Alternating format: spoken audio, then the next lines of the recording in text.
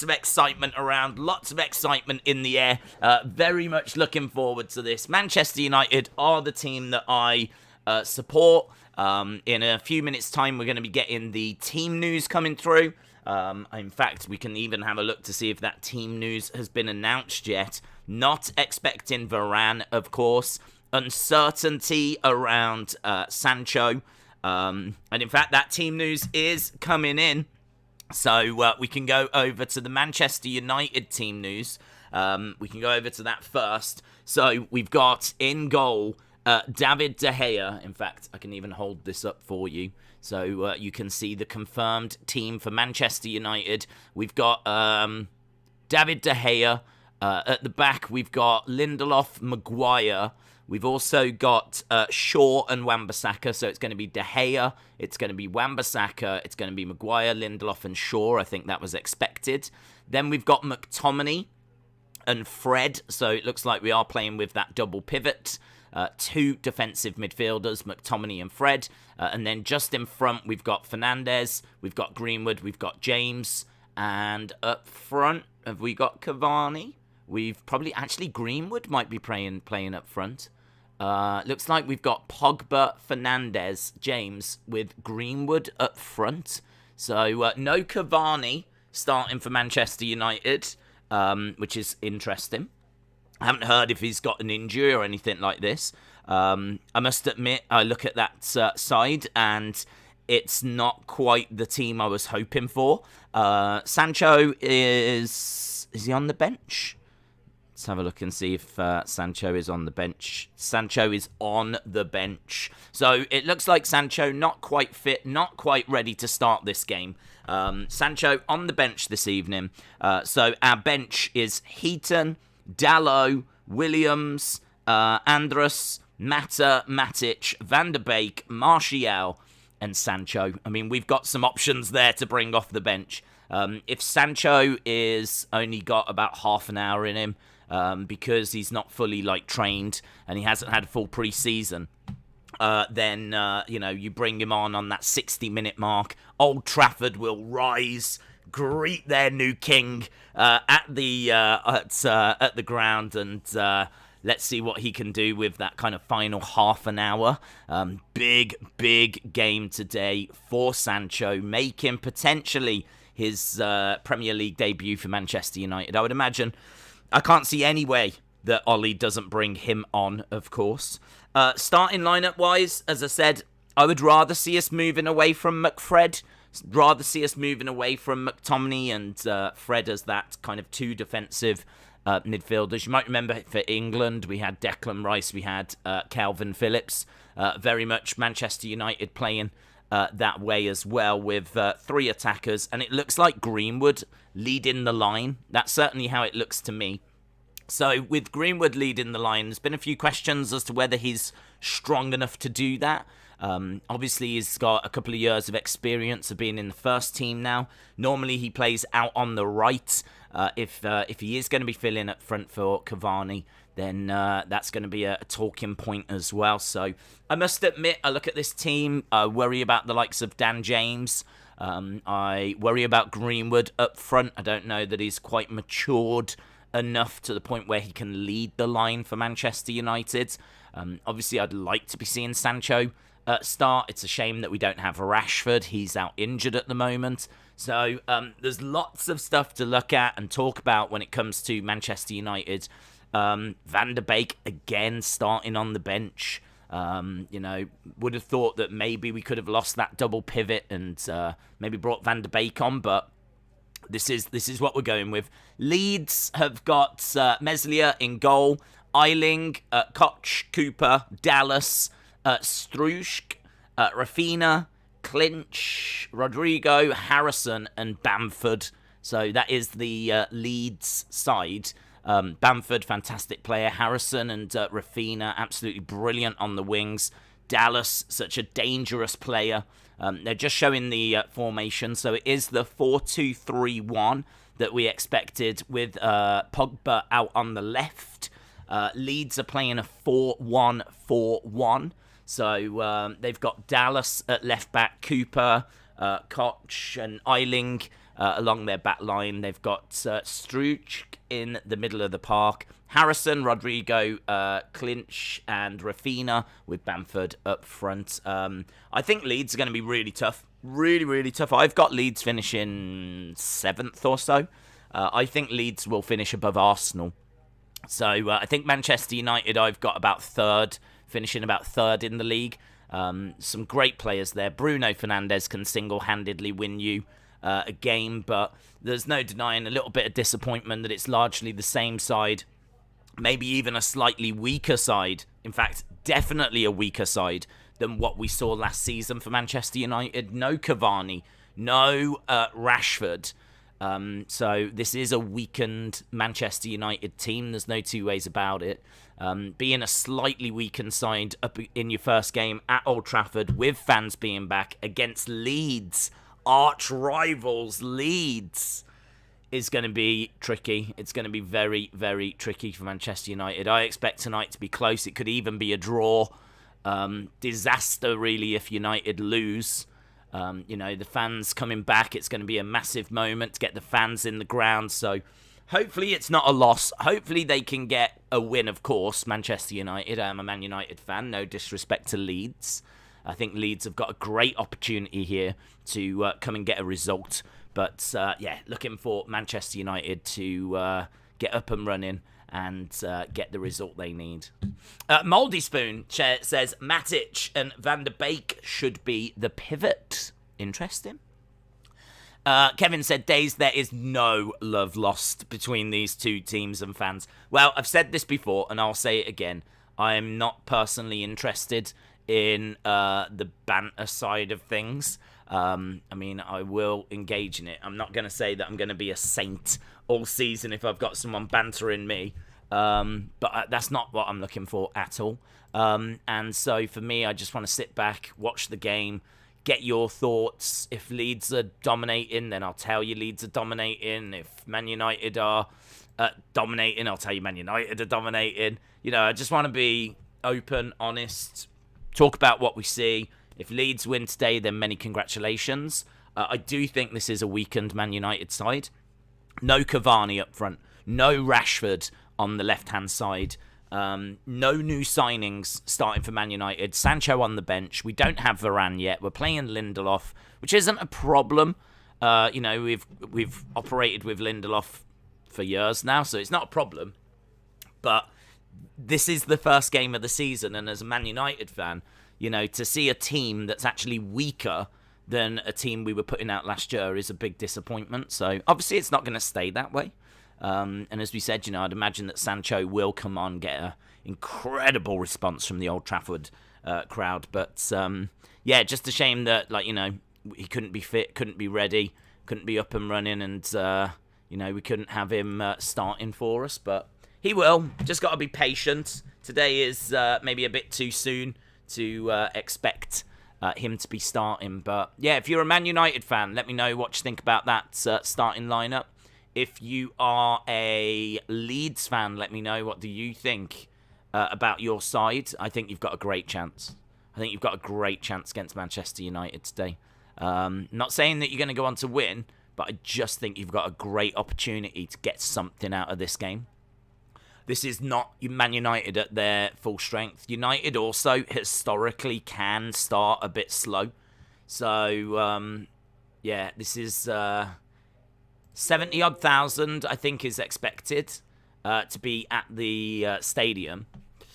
What's your prediction for the game? I'm going to say that this is going to be either a Man United victory or it's going to be a draw. I think it's close. I think it's real close. I've got a lot of respect for Leeds. I think that Leeds team, Bielsa, we know, is a fantastic manager. He is going to get every single drop out of those Leeds players. Whatever they've got to give, he'll get it out of them. And, I think this is going to be a really, really difficult game for Man United. I'm sorry to say, if there are Man United fans watching, I obviously would like for them to win. I'd like for them to succeed, but I don't know, I'm worried about it. Leeds would be a game that I'd be worried about anyway, just because of that fierce rivalry. You do think that there's every chance they're going to give that little bit more.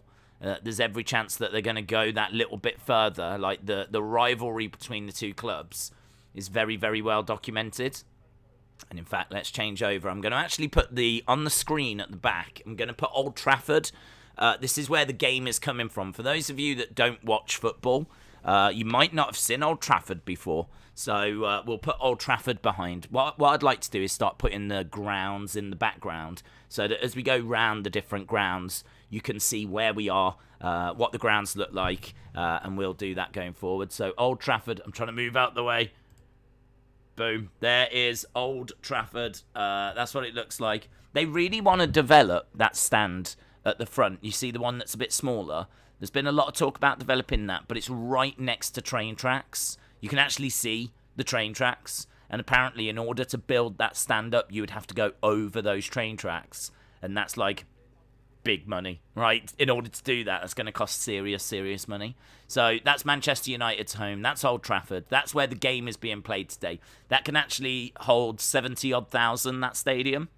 It's the second biggest football stadium in England, in Britain, actually.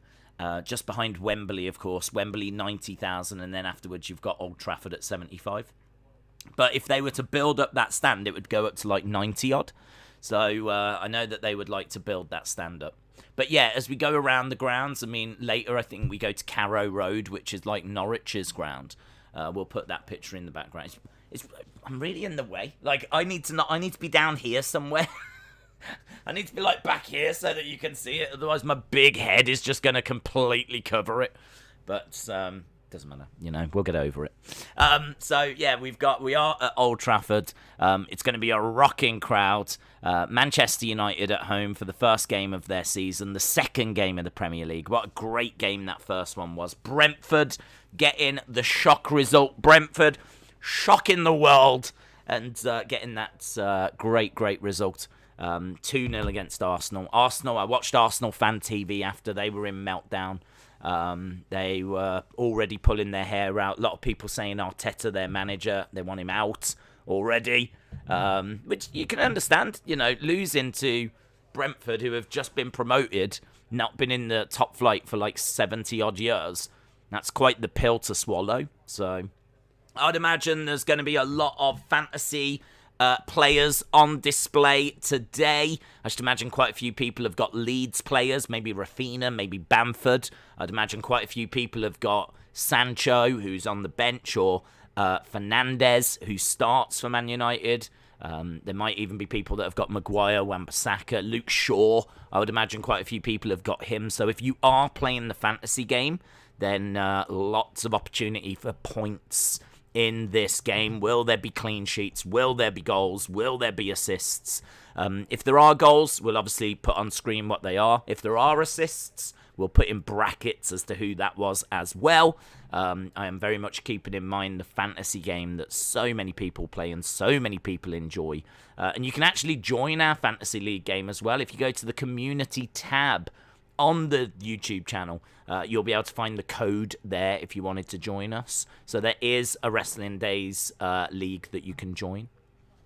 Hello to everyone that is joining us. Drift Lewis says, will you do Newcastle versus West Ham tomorrow? Yes.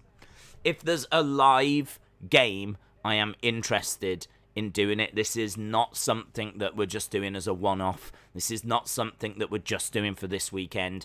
I am committing to doing the season. My only problem is going to come when there's a big UFC show on the night. That's going to make like this kind of a game a little bit tricky. But I'm so determined to just do it that I think we're just going to do it. I think we're just going to, get it done. So, yes, I am absolutely determined to cover all the live games. So we're doing both live games today. Of course, later we've got Liverpool-Norwich. So we're doing that.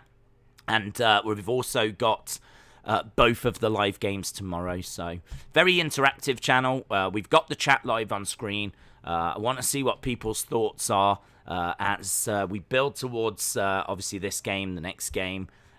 All the 3 o'clock games as well. Today is the day when most people's teams are going to start playing. There'll be a few that won't play until tomorrow, but most teams will start today, at some point today.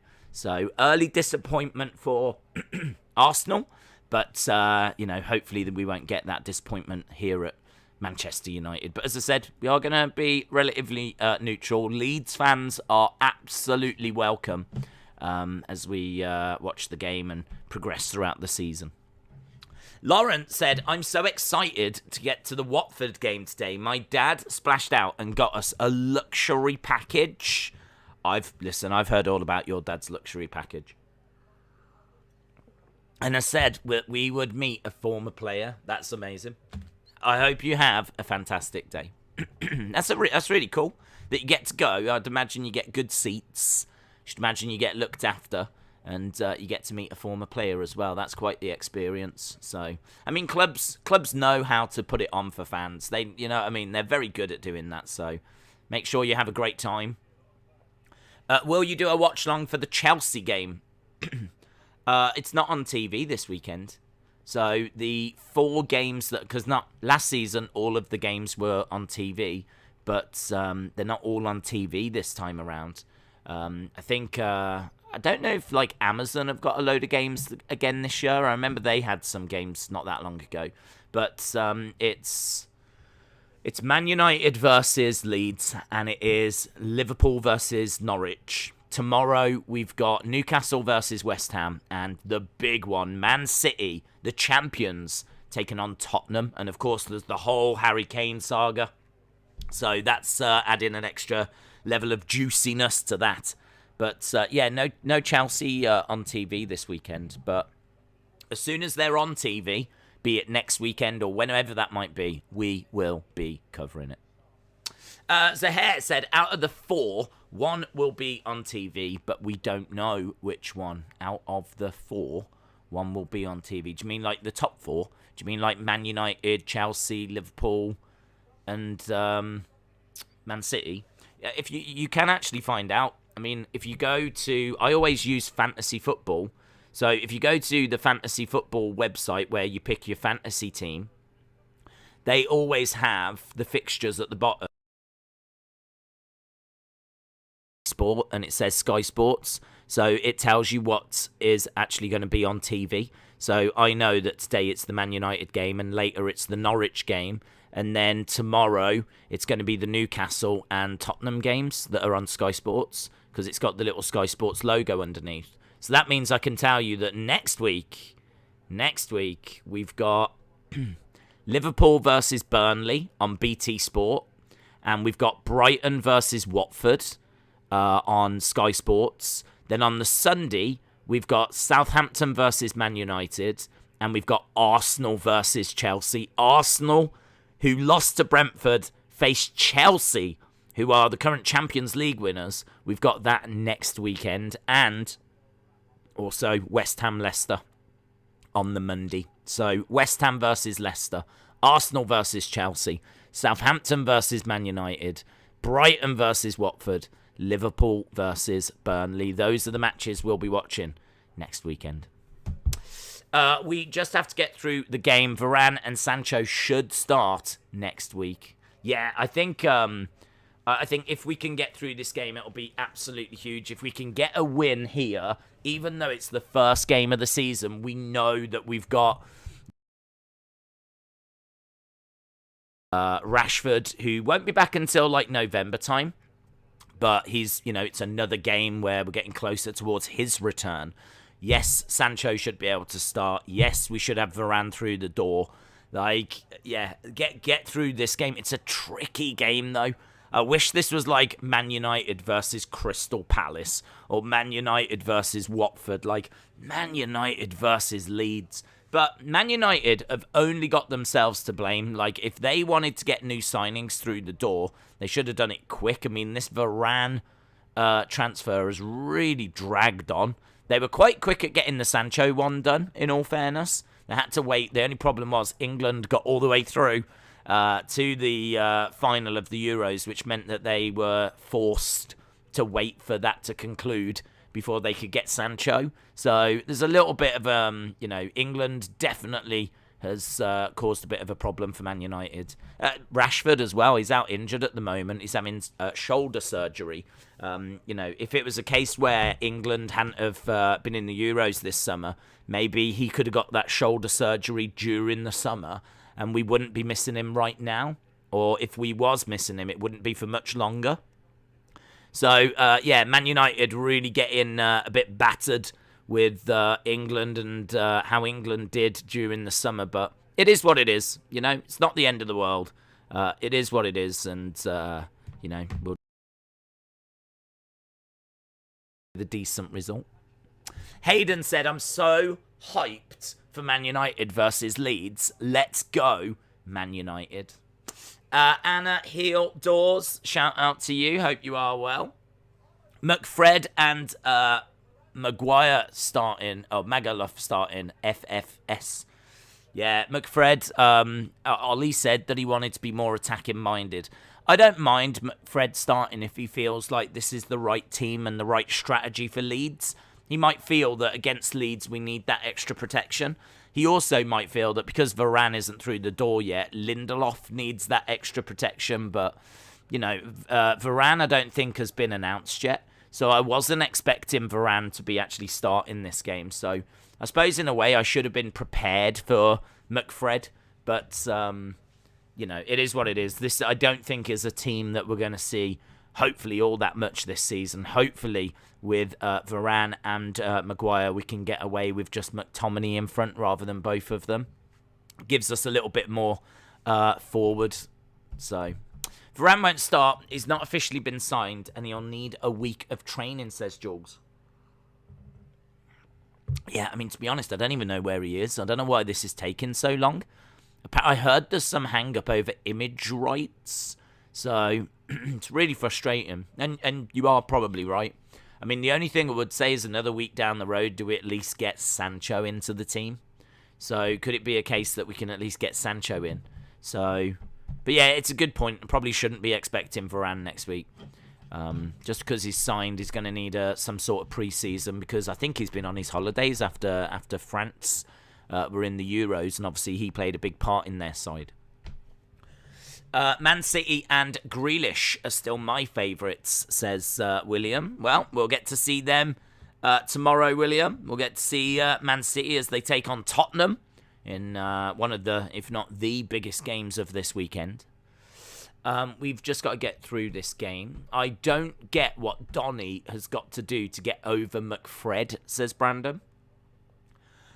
Yeah, I'm not too sure, to be honest. I kind of feel that McTominay is box-to-box. I think that Fred is box-to-box. I suppose, in a way, Van der Beek is box-to-box as well. So why can't it be Van der Beek and McTominay that play together? Like, why does it have to be McFred? I think, though, that I think if you look at the numbers, Fred's numbers are actually not too bad. There are areas that of concern when it comes to Fred, and his overall quality, you could say, is maybe not quite to the level that we need. I don't really mind Fred so much. My bigger problem is that we've got two defensive midfielders when we've got such attacking threat. I'd rather see us just play with one. So it's not even a knock on Fred so much, because I think Fred is actually quite high when it comes to pass interceptions. I was watching a Tifo video the other day, and they were saying that Bissouma is like third in the Premier League for pass interceptions. He's like up there with Declan Rice. And the other player that makes up, best for pass interceptions is Fred. So I know that Fred has got some decent numbers to him. But, it's just not, his not overall quality is, his pass distribution and everything is just not as good as what we need. So I definitely want to see us move away from using both. But, Fred can do a job in there. McTominay can definitely do a job in there. But I'd love to see Man United bring in someone like, Ndidi, ideally, from Leicester. But that's not happening, is it? Leicester aren't selling Ndidi. We should have started with Donny and Matic, says Jules. D-Gamer asks, will you be live later for Liverpool? Yes. Yeah.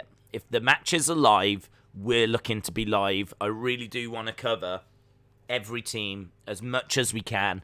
I watched the Arsenal game, and then I went to Arsenal Fan TV after to see what they were saying. And then I watched Sky Sports doing their little post-match thing. So, I'm trying to watch as much as I can so that when we do get round to watching Arsenal again, I know of things that I'm keeping an eye out for. And the same with, we'll do it with all the teams. So, yeah, there's obviously a lot today. All the teams get going.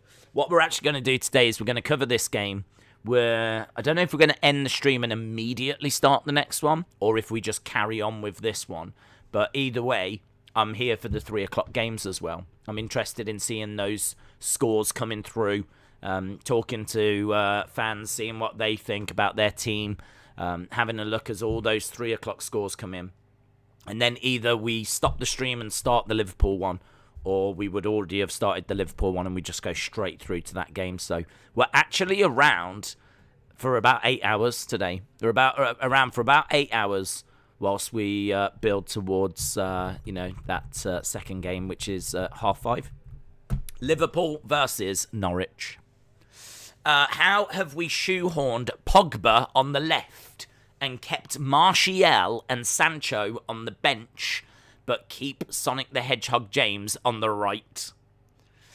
Yeah, I think that, we did actually play Pogba on the left a little bit last season, and it seemed to work okay.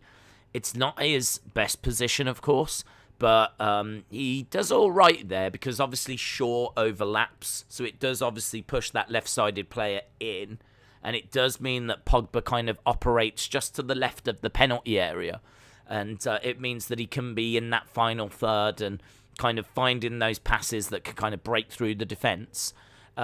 It's all right. It's definitely a way of getting him into the side. I think what Ollie's problem is that if Rashford is on the left and Greenwood is on the right and Fernandes is in the middle, you would ideally want Pogba alongside Fernandes in the middle. But you can't do that. It's hard to do that because you'd have to drop a defensive midfielder. You'd have to drop one of the two pivots. And Ollie just doesn't have the confidence in Lindelof and Maguire as a partnership in order to do that. So he's gone with Maguire and Lindelof. He's had to because Varane isn't through the door. As a result, as I said, I suppose I should have expected the double pivot. So he's got the double pivot of Fred and McTominay. And then in front, he's gone with Pogba on the left, which we saw a bit last season. It was all right. Fernandes and James. Now, I suppose without Cavani, Greenwood plays up front, so I can understand why Greenwood's not on the right. You could have gone Greenwood on the right and Martial up front, in all fairness. I suppose in a way I'm surprised why he's not done that. He must feel that with the pace of Dan James, there's a way that he can get at Leeds. I think it's Dallas that's the left back. So I'm guessing Ollie has looked at Leeds and thought to himself, Dan James could cause some problems with his pace down that right-hand side. I must admit, Dan James is someone that doesn't convince me. I think he's very fast, but his end product is not good enough. So I worry a little bit about Dan James. Pogba, you're absolutely right. Him on the left is not his natural position. It does get him into the team, though. And he is, world class. So, but it's not where I want to see him play.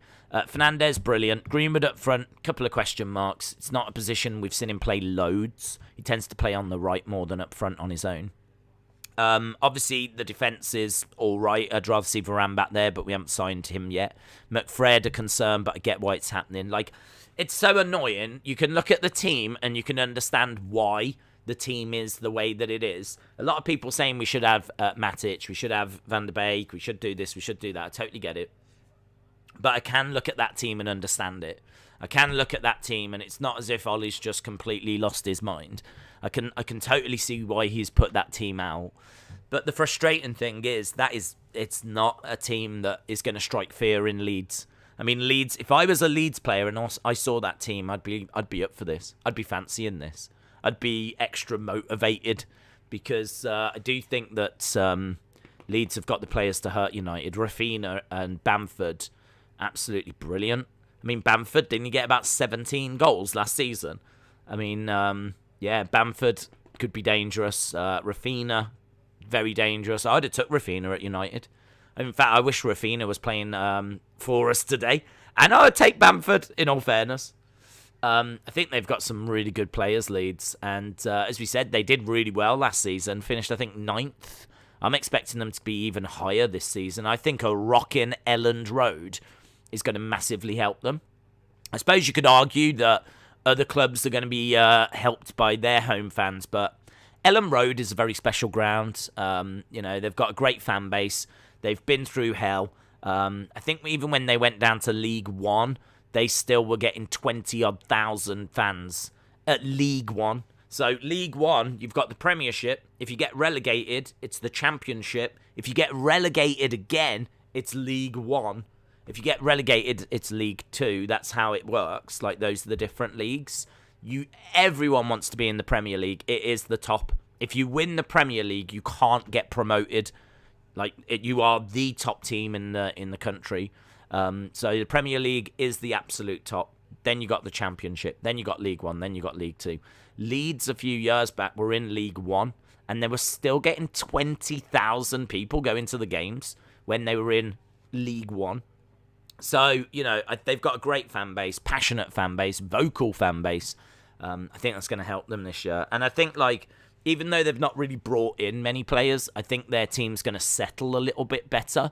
It's going to click a little bit better. It knows what to expect. It's been there. It's got the T-shirt. There's other teams where we can see them get a little, not complacent, but maybe they don't have the same hunger. But Bielsa will not allow that for Leeds. He will not allow them to get any kind of complacency. So, I expect them to be as hungry. I expect them to be just as good as they were last year, and this is going to be a great game. It's a great game. Could be a draw. Really could be a draw. Mouldy Spoon says, the positive with Pogba on the left is it doesn't leave Bruno isolated. Bruno and Pogba next to each other is harder to mark. I like that. And don't forget, as we keep saying, Shaw's going to get down. I mean, we saw Shaw for England absolutely at his best. Absolutely irresistible. We've seen him doing that time after time for United as well. But I think this is a big season for Shaw. I think we are seeing Shaw at his absolute peak. And if he can just keep going with where his form is at the moment, as long as there's no dip off in form, you're going to see Shaw bombing it down. He's basically whipping in balls, causing problems to Leeds' defence. And that's going to allow, as we said, Pogba to kind of, in a way, you could say that Shaw, Pogba, Fernandes, and James is sort of like our front four, with Greenwood kind of just ahead of them. And then you've got the double pivot behind. And that actually allows Maguire, Lindelof, and Wan-Bissaka to become a back three. So I think what you could see quite a bit of is United, when they're defending, go into this shape of a 4-2-3-1. When they're attacking, United can go to a 3-2-4-1. And actually, we'll see a back three. And there was lots of talk that Ollie was actually working on Man United having a back three. And there was a lot of talk about working with Wan-Bissaka to, move over to be like a central defender in the right-hand side of a back three. I don't know how that'll work. I mean, obviously, it's something they've been working on the training ground. But, yeah, there's no denying that Shaw getting forward is going to be part of the plan. I think, ideally, they would love to have got Trippier in. And then, obviously, you'd have Trippier instead of Wan-Bissaka. And then Trippier's going to be bombing it down and causing problems on the right-hand side. I think a lot of the danger from Man United is going to come down that left-hand side. You're going to see a lot of Luke Shaw getting forward. A lot of the action over there. I don't see as much danger coming from Wan-Bissaka and Dan James as I do from Shaw and Pogba over on the left-hand side. So if I was Bielsa, I would try to neutralise the left. I suppose in a way what Ollie's done though is put Dan James, who's got great pace, on the right to still cause some problems and ask a few questions. So if Bielsa does concentrate on the left-hand side, we've got Dan James that can just run.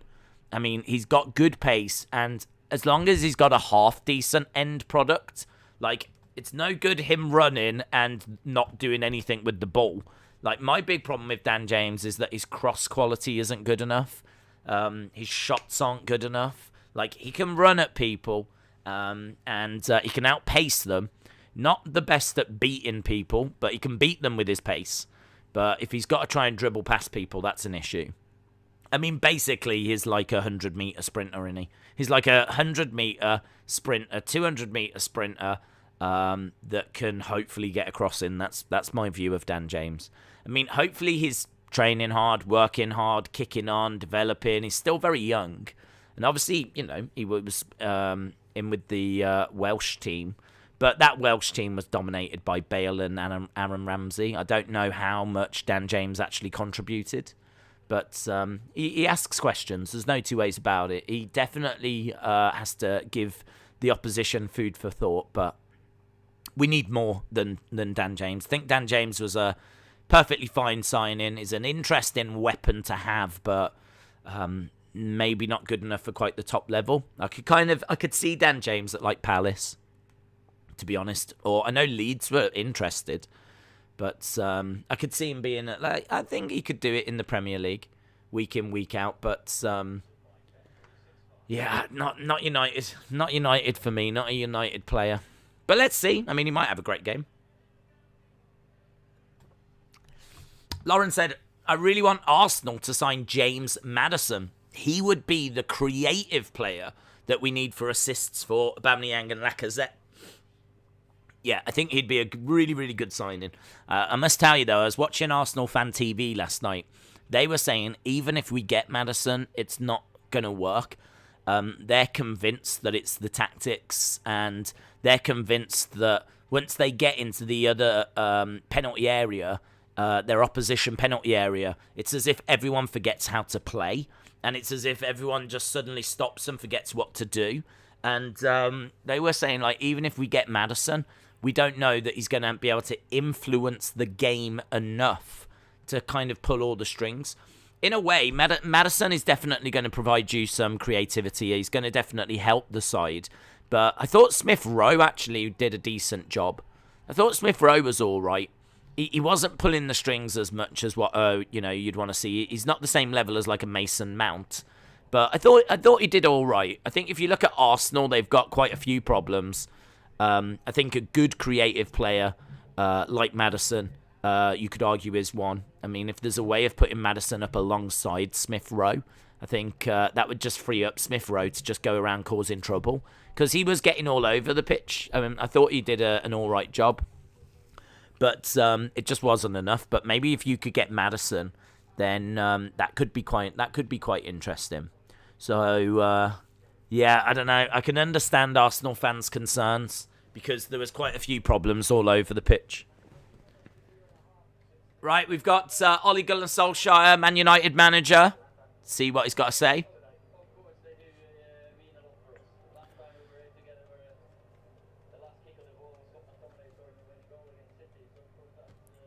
All the two need is a good owner, a good manager, and a good team. I mean, it's really not much to ask, is it? It's not much to ask at all. Greenwood up front. Yeah, Greenwood up front. I think that'll be interesting to see how he does this season. And, I don't mind it. I'm surprised that Ollie hasn't gone with Martial, but in fairness, this is the position that we wanted to see Greenwood in. We wanted to see Greenwood leading the line, and Ollie's giving us that. So, if Greenwood can score today, Old Trafford is going to... Old Trafford will explode if United score and get the win anyway. Leeds is a very fierce rival. But, Greenwood in particular, people have got a soft spot for him. He's a local lad. He's come through our academy. He's on the verge of, on the verge of England. He's kind of there. He's had a few games for him already. He was probably going to be in the England squad for the Euros, but he got ruled out because of injury. It's going to be great to see him leading the line. We're just seeing Sancho on screen. Jadon Sancho, £70-odd million on the bench. Big moment when he comes onto the pitch, and he will come onto the pitch today. That's going to be a goosebumps moment. So around the 60-minute mark, maybe a little later, 65, depending on how the game's going, I expect Ollie to bring on Jadon Sancho. Dan James goes off. Jadon Sancho comes on. And I would imagine Old Trafford will absolutely erupt. Alex said, I'm guessing all the money from tickets will go to the club that has the hosting stadium. I think it's split by percentage, to be honest. A good chunk of it goes to the hosting stadium, the home team. But obviously the away team get a percentage of that as well. So ticket revenue is important. That's definitely something the Premier League teams have missed. But good majority of it will go to the home teams. That's why you want to have a nice big home ground. Bigger your home ground, the more obviously money you're going to be generating. And United, as we said, have got the biggest in the Premier League. There is no ground in the Premier League bigger than Old Trafford, and that is where we are today. There we go. Let the fans waving and greeting Ollie. Big smile on his face. Pleased to have the fans back and the stadium filling up quite nicely. We got about 17 minutes to go till we get underway with this game. Big names everywhere. Of course, we saw Pogba playing in the Euros for France, McTominay in the Euros for Scotland, Dan James in the Euros for Wales. David De Gea was, I believe, unused for Spain. Instead, they went with Simon in goal. We had Maguire playing for England, Lindelof playing for Sweden, Shaw playing for England, Fred playing for Brazil in the Copa America. Greenwood was out injured, so he didn't play. Fernandes playing for Portugal. So Man United dripping with players that played in this summer's Euros. Leeds, not so much. Bamford didn't play for England, wasn't selected. But I think they still had a few players that represented them, but not at the same level as Man United. How many people are in the stadium? I believe there should be full capacity. I don't believe there's any self-isolating, social distance in place, so we should be looking at 70-odd thousand. Radioactive Burn said, if the Premier League would allow PFI to buy Toon, then we would be one step closer to being good. There's a problem with that, isn't there? They're not allowing them to take over Newcastle. I don't know why not, to be honest. I don't know what the issue is. But I do feel for Newcastle. You've had Mike Ashley, and you definitely need a new owner. You definitely need someone that's going to invest some serious money into the club. I mean, in all fairness, you did get Joe Linton for like 40-odd million. So the money's been spent, but you did get Joe Linton. So Willock, though, 20-odd million, not a bad purchase. I mean, he'll do something for you. So there is a bit of money being spent, but Newcastle need a lot. They need a lot. 75,000 if it's sold out and everyone shows up. Anna said it's a sold-out stadium. It's going to be rocking at Old Trafford. We were watching at Brentford yesterday, 17,500. Old Trafford, 75,000. This is big time. It's all big time. It was big time last night, even though it was only 17.5, because Brentford in the Premier League. And this is what's so great about football, is that you can get promoted, you can get relegated. It means that any team, if they're good enough, can make it into the Premier League. A side like Brentford, who have been out of that top flight for 70 years, this is their new ground as well. This isn't like an old, decrepit ground. It's their brand new ground, 17,500. And they're mixing it up with Chelsea and Tottenham and Man United. And there's a lot of romance in football, a lot of hopes and dreams, and I love that. I think this is, for me, where basketball and American sports suffer. I think the threat of relegation and promotion and all of that, you really miss that from your leagues. Every year, whatever happens, it's the same teams every year. Like, there's no change. Bad teams don't get, like, bad teams get rewarded if you're the worst side in basketball, you get the first pick in the draft. So if you're a bad team, you actually get rewarded. Whereas with football, if you're a bad team, you get relegated, you get punished, you get relegated, you're out the league. You go down to the league below. You're not in the Premier League anymore, so you won't get that TV money. Like, financially, you get kicked in the face. But everyone is in the same boat. It's the same for everyone. Man United could get relegated. Tottenham could get relegated. Arsenal could get relegated if you have a bad season. I want promo and relegations involved. What was your opinion about Olympiacos? To be honest, I don't know much about Olympiacos. I mean, I know that they are ever present in Europe. I know that whenever you play them, you're going to get a little tricky game. Olympiacos aren't really a side that, teams are beating 4-0, 5-0. They're a good, solid European side. If I was Man United, I'd fancy my chances against Olympiacos. I couldn't tell you what the current squad's like, but ever present. Do you know what I mean? Ever present. They're the kind of side that you expect to see in those European competitions year in, year out. So respect to Olympiacos. I think they're a solid, well-established European side. But it's always going to be hard for them to kick on. Do you know what I mean? I think I don't know what league do they play in. Olympiacos, is it Greece? Is it the Greek league? I don't actually know what league they come through, but as I said, they are a powerhouse in Europe that you expect to see. I'd expect them to be in a draw for the Europa or the Champions League when we get round to doing that. Where are the balls? I don't have any balls, to be honest. So I can't show them. What I do have for fans of the channel, right? What I do have, and this might excite a few people. Obviously, if you don't watch on a regular basis, you're not going to care, but that's absolutely fine. But I have got a milk slice. I've gone out, and here is a milk slice. We've been talking about these a lot. I've never tried one. I only heard about them the other week. I really want to try one. It's like some sort of like milk-flavoured filling with a bit of honey as well. I've never tried one. They sound quite interesting.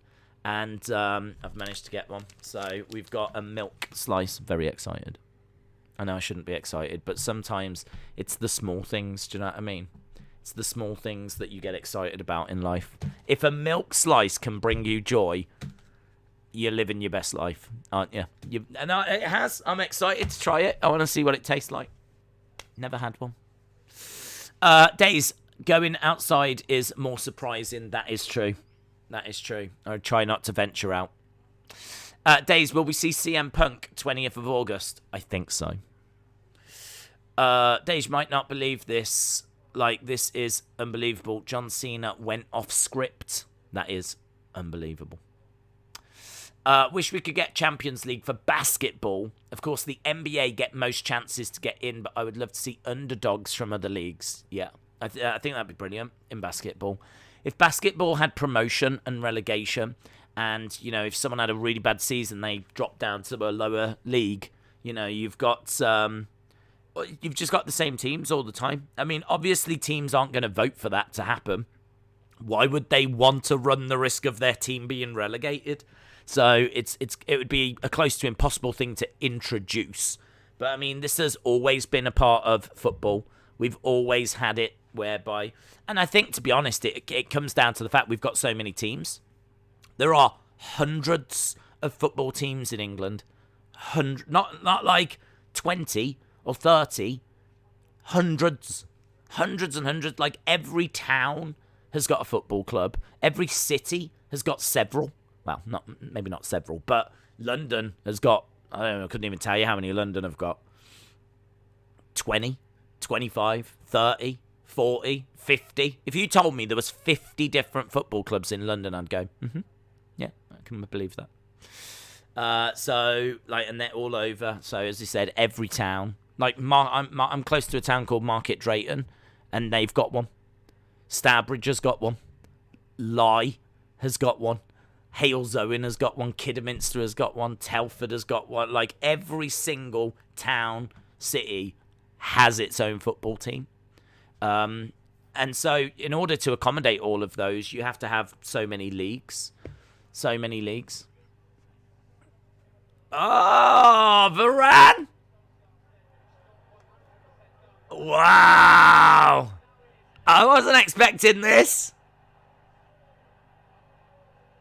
Here we go. Varane walking out. Big smile on his face.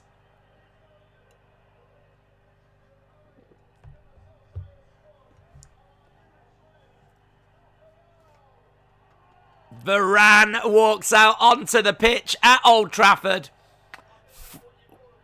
Wow.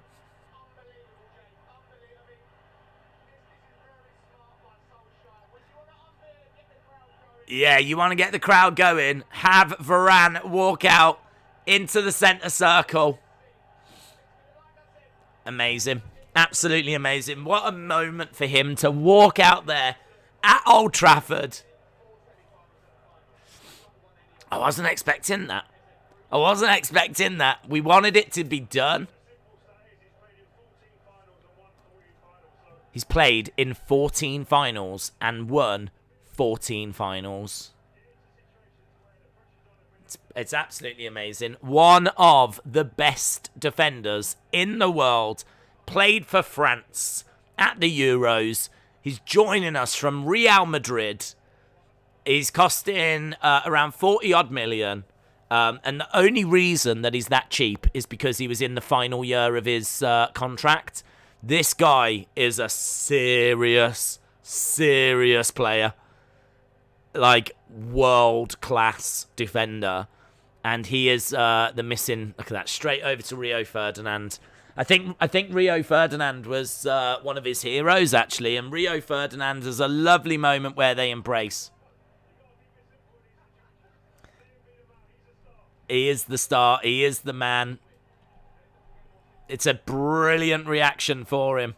The whole stadium going crazy. That is a great moment. That is a moment of the Premier League. Man United bringing out their signing. We'd announced that we had signed him. It's like we're interested in signing him. We're just waiting for the paperwork. We haven't actually had him out there. We haven't seen him with the top.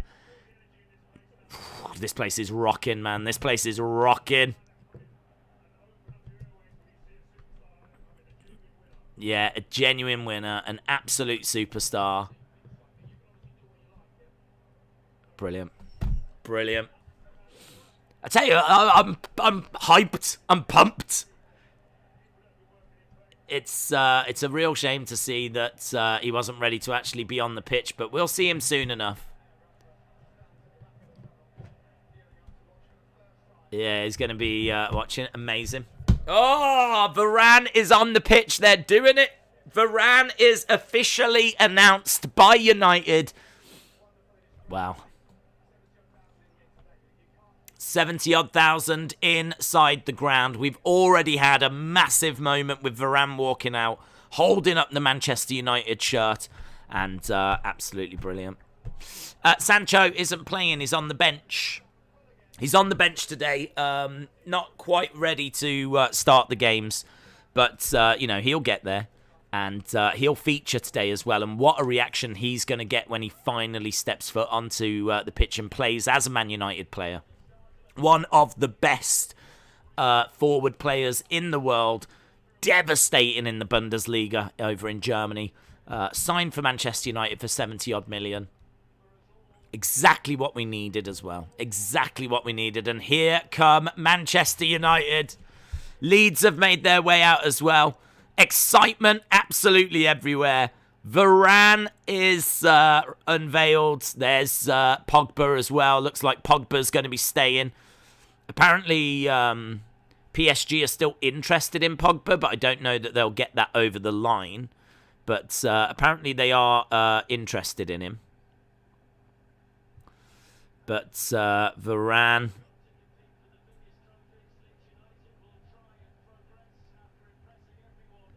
Varane is the big talking point. Varane could be the best centre-back that we have had since Rio Ferdinand. Yep. So, Yeah, no, Cavani. I don't know, where is Cavani? I have no idea where Cavani was. I was expecting to see him, to be honest. So, Greenwood up front. They're just showing the Manchester United side. Yes, good point. Let's change that. It's still... Stephen, shout out to you, buds. That's still from last night, that is. There we go. Well spotted. World-class reveal. What a pop.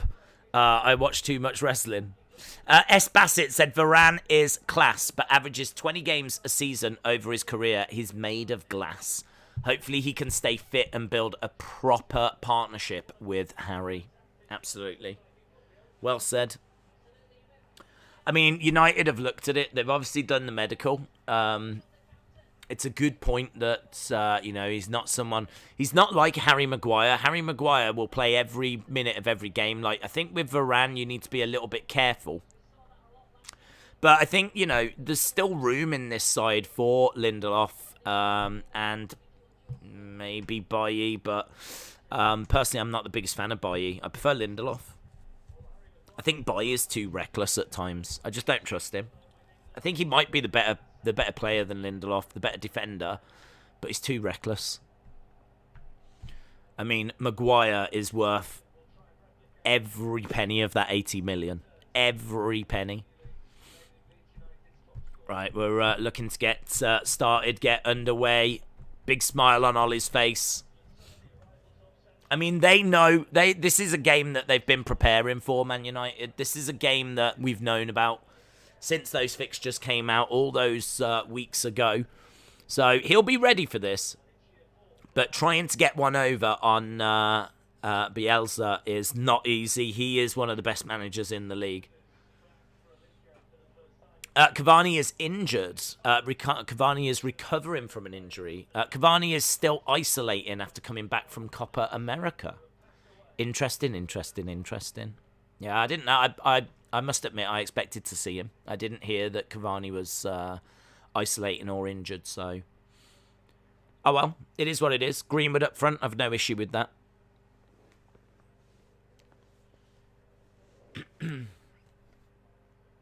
Alright, we've got a round of applause. Chelsea supporter, shout out to you, my friend. Hope you are well. Good luck to you guys as well. We will be watching Chelsea next week. Any thoughts on AEW Rampage? Thought it was a good show. Yeah, gave it 7.5. Thought it was pretty solid. I think it could be one of my favourite wrestling shows of the week. There's applause for lots of people. I don't actually know what this is in regards to, but there's lots of names that are being displayed. And there's a moment's silence.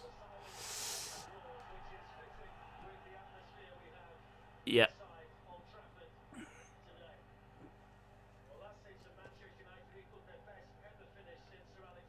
Okay. Is it mute? Was it nice moment? Was that what was that for? I didn't actually hear what they were doing it for. I was chatting away, and when I looked up, they were applauding.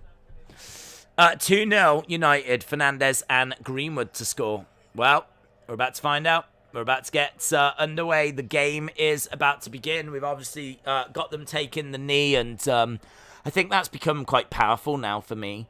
Before, I never booed it. I was never really into it, just because I agree with Wilfried Zaha. I don't think it makes a difference. But, since we saw those social media attacks on Saka and Rashford and Sancho, I think now it's become, I get it now. I get it. It's still not making a difference, but it's showing that it's on the agenda.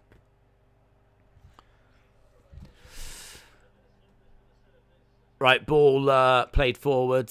United on the ball. Maguire into Lindelof. So United going to look to settle it down. A moment for the people that were lost during the last break. The people that have passed from COVID. Right. Yeah, nice. Days could could be because of the Plymouth shooting. I did wonder that, but I didn't. I wasn't sure. United keeping the ball well at the moment. What we'll do is we'll see if we can get the stats from OneFootball. I do like to do that. So we'll see if we've got those up and running yet. So, yeah, United just got the ball in their own defence at the moment. Right.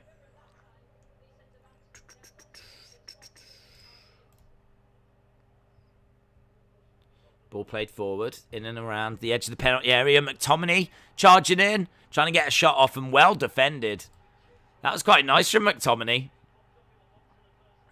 He was doing that at. He was doing that in the final of the Europa League.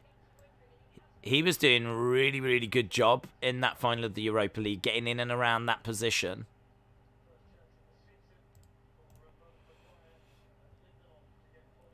Okay, it's going to be corner, ball whipped in, cleared by Leeds.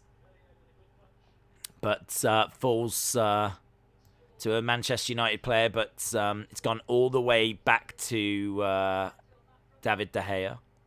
Obviously, we don't know who United's number one is going to be this season, who their goalkeeper's going to be.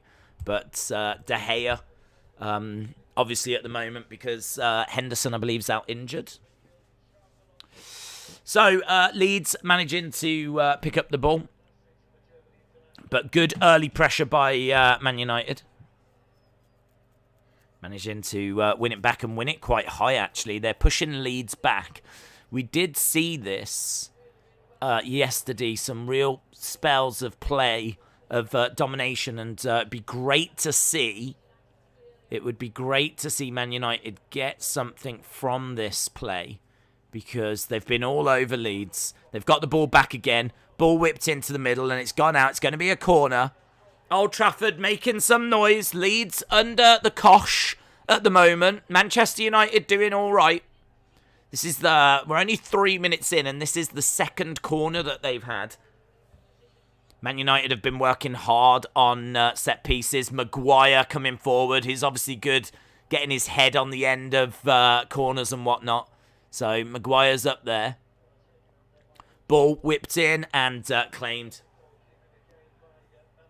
Meslier doing a very, very good job for Leeds. Ooh, crunching tackle, but referee not interested. Goes all the way back to David De Gea. Let's go, Man United. Come on, Man United, says Hayden. Karaku said, I hope Greenwood and Bamford score. Yeah, we are up and running. Maguire equals Slabhead. Bissaka on the ball, playing it into midfield. Finds Maguire. Maguire trying to bring the ball forward into Lindelof. Lindelof. Long ball. Is he onside? Offside? Goes offside, yeah. So, offside as the ball is pumped forward into Pogba. So, Man United are asking questions, probing. Jack said, come on, Leeds. I'm a Liverpool supporter, so I want Leeds to win. I can understand that. Maguire's head is worth 80 million, says Rog FIFA. Let's go Man United. Absolutely, Man United with the better start. You can see at the moment, Man United, 69% of the possession, 31% for Leeds. One shot on target at the moment, or one shot none on target. United getting a couple of corners. And Leeds on the ball right now, pumping the ball forward. Keeping an eye on Raphinha for Leeds. And obviously Bamford up front. Those are the, in my mind, the danger men. But, yeah, we are up and running. Leeds playing a 3-4-2-1 as Manchester United start to break forward. Low shot, but not enough fizz on that. So Greenwood getting a shot off, but very tame. Very, very tame. Greenwood needed to do much better there. That shot just had very little on it. I think he tried to place it, actually, rather than put power on it. But, yeah, it needed to be better from Greenwood. Meslier kicking it out for Leeds, their goalkeeper, playing it forwards. Cut out by McTominay. Good work by McTominay. I don't mind McTominay, to be honest. I don't mind him. I'm guessing if Varane comes in, then it'll be McTominay that just plays as our one defensive midfielder. I don't know if it'll happen or not, but I want Sancho to be substituted, and I want him to score his debut goal. Well, I think almost certainly we see Sancho, yes, for Fernandes getting fouled, getting brought down. Yeah, almost certainly we see Sancho coming on. Will he get his debut goal? Who knows? Old Trafford will be absolutely bouncing if... well, they'll be bouncing when he comes on.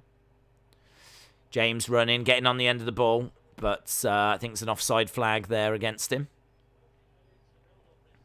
Cavani, Diallo and Bailly are all in quarantine. Ah, there we go. There we go. Yeah, that's a shame, isn't it? Ahmad would have been good to have seen in this game. I heard rumours that he might be going out on loan, actually. But, yeah, I mean, again, I think it explains why the team is the way the team is. You know, rather than Dan James, would we have seen Ahmad?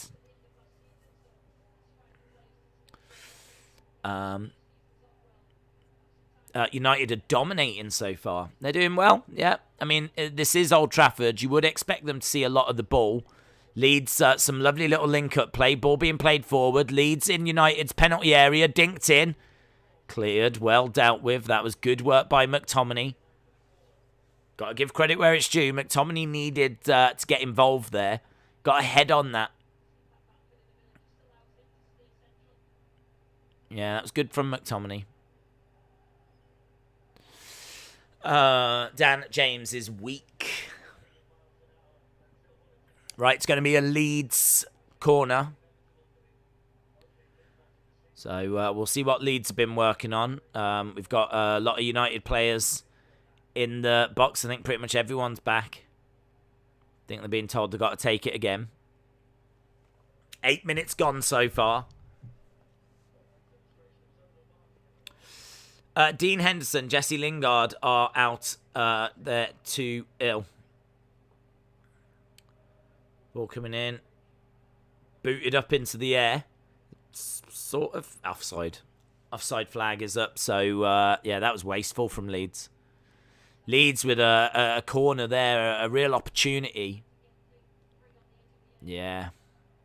It's good by United to step up and cause quite a few Leeds players to be offside. De Gea's got the ball right now. I mean, so far it's hard to say who the best player is. You know, almost 10 minutes gone. It'd be hard to pinpoint someone that's making a massive difference. But I think for me so far, McTominay. We've seen him striding forward into Leeds' penalty area. We just saw him getting ahead and making a clearance ahead on the ball in United's penalty area. Dan James gets bullied and the ball runs out. So, yeah, I think for me, McTominay is probably the best player on the pitch at the moment. Do love Raphinha, though, but, you know, we're just not seeing enough of Leeds in the first 10 minutes. Pogba on the ball, playing it into McTominay. Out to Dan James. Dan James into, I think, is that Greenwood? Greenwood quite deep. Ball being played around, and United just trying to be a little bit too clever for their own good. Not completing some of these passes. Ball goes back, and Greenwood trying to get on the end of it. Oh!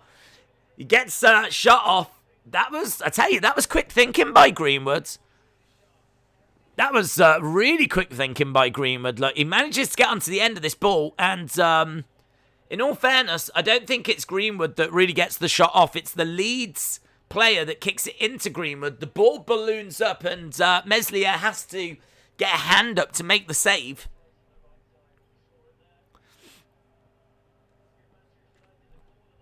Third corner to Man United. Whipped in into the middle, bounces up and out.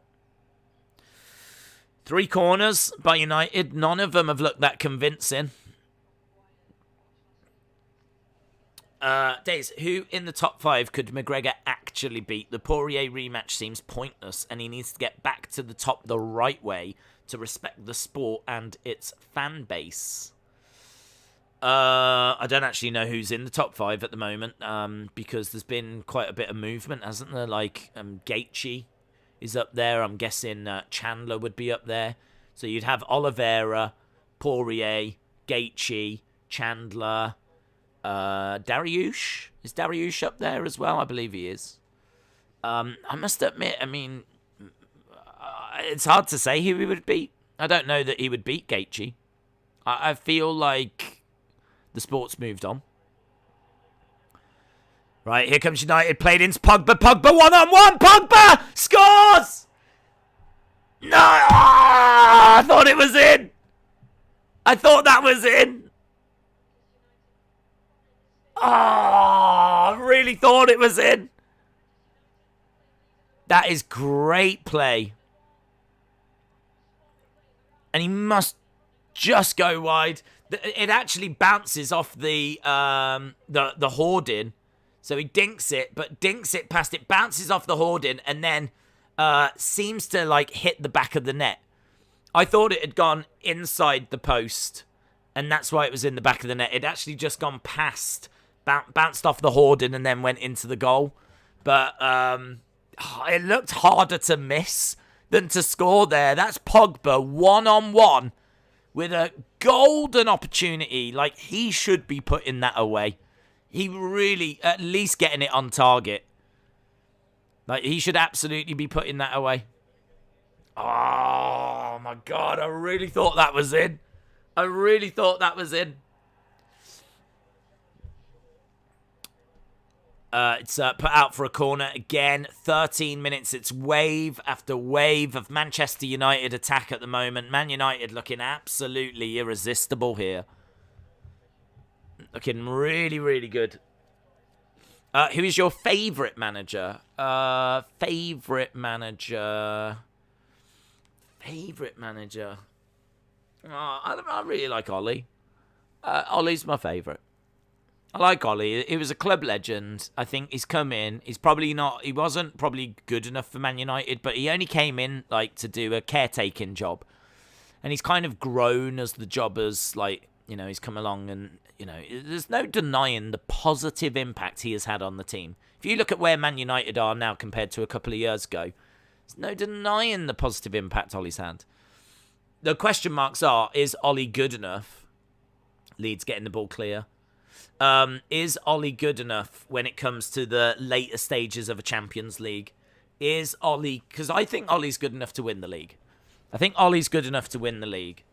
You know, United finished second last year, and there was a few results against lower league sides that if we'd have gone our way, we could have really put the pressure on City. So I've no problems with Ollie having the ability to win the league. The question will come when it comes to those big European nights. When it comes to, like, you know, semi-final against PSG, you know, can Ollie get a result there? Excellent by McTominay. Clears the ball, but it falls to Raphinha by the looks of it, who's dancing into the penalty area, and well cleared by Lindelof. So it's going to be another corner kick to Leeds.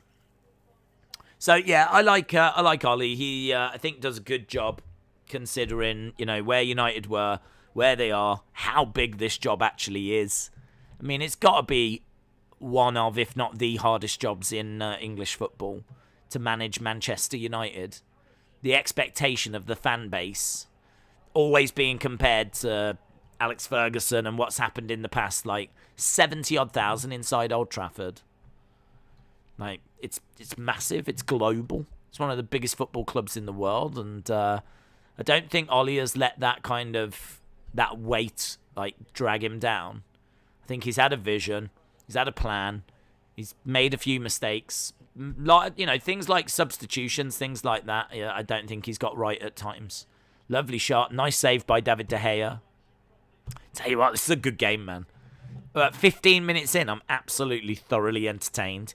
End to end, some really good moments. The one thing you would say about the Brentford-Arsenal game last night was, even though that had a lovely energy to it, and it was end to end, we wasn't seeing like chances on goal, but we are seeing chances on goal. I mean, Pogba with that massive chance, one-on-one. Big opportunity for Pogba to get United in the league and in the lead, and he puts it wide. Now we're seeing Leeds putting a little bit of pressure on. Save having to be made there by David De Gea. Really like what I'm seeing from McTominay. Really like what I'm seeing from Raphinha. I would say those are the two best players on the pitch right now.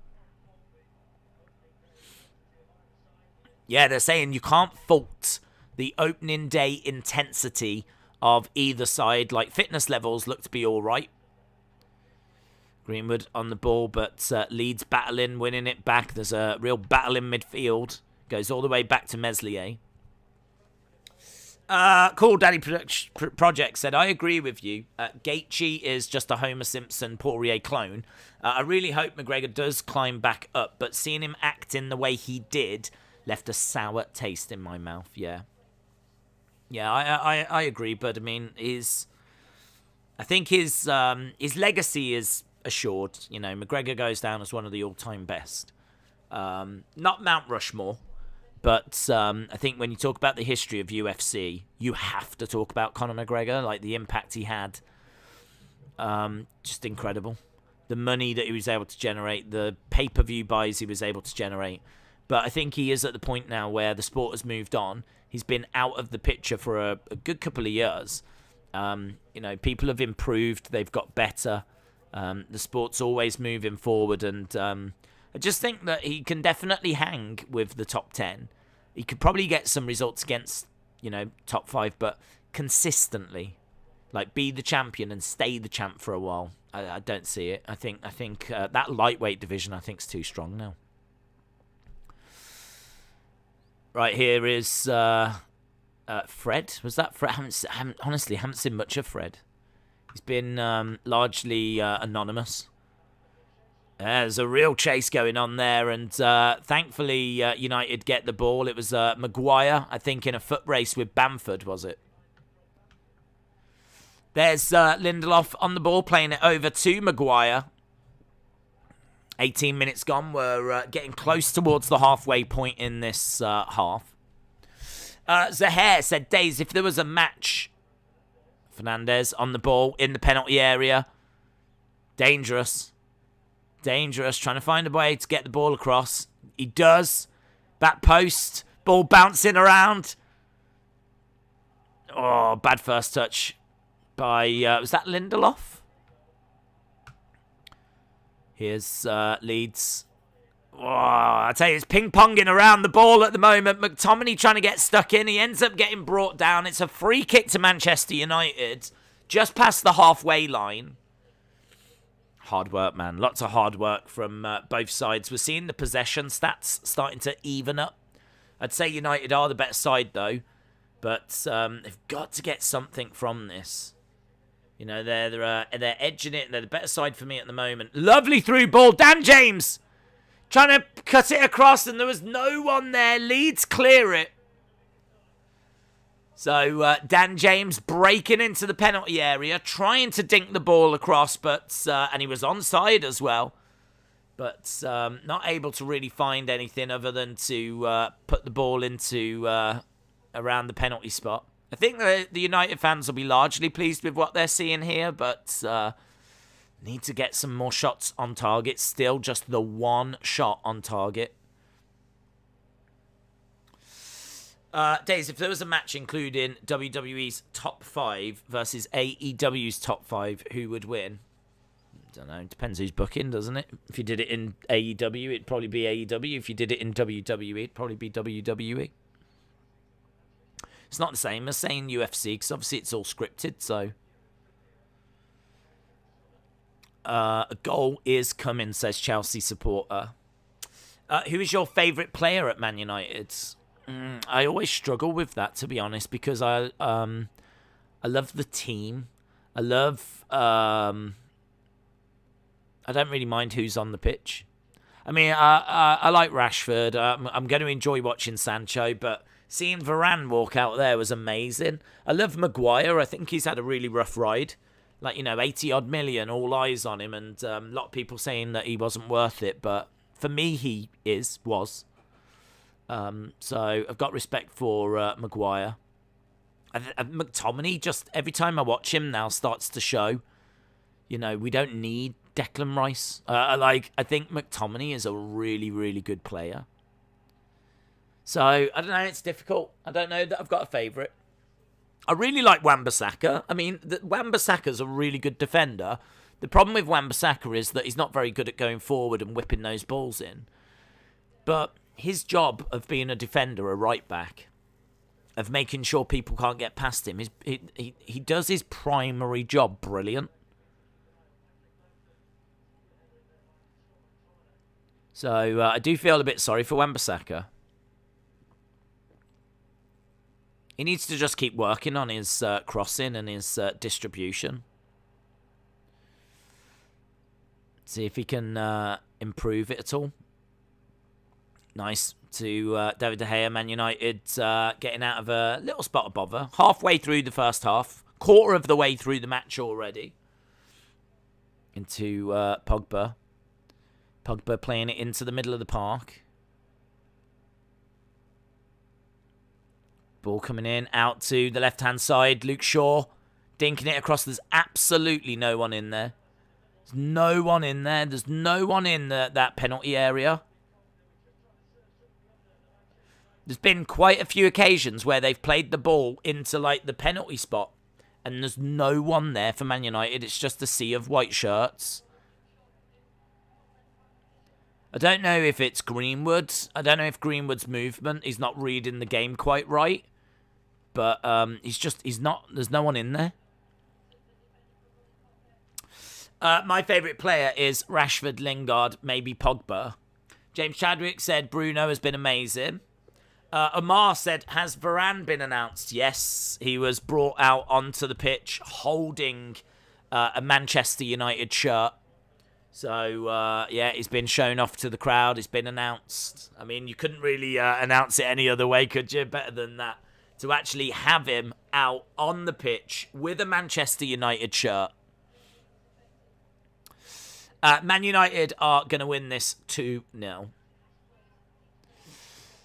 But I agree with you. Right, ball going out to the left-hand side. So dangerous down there, Manchester United. Dan James over on the left. He gets brought down, but referee not interested, and Leeds have got the ball. Goes all the way back to Meslier.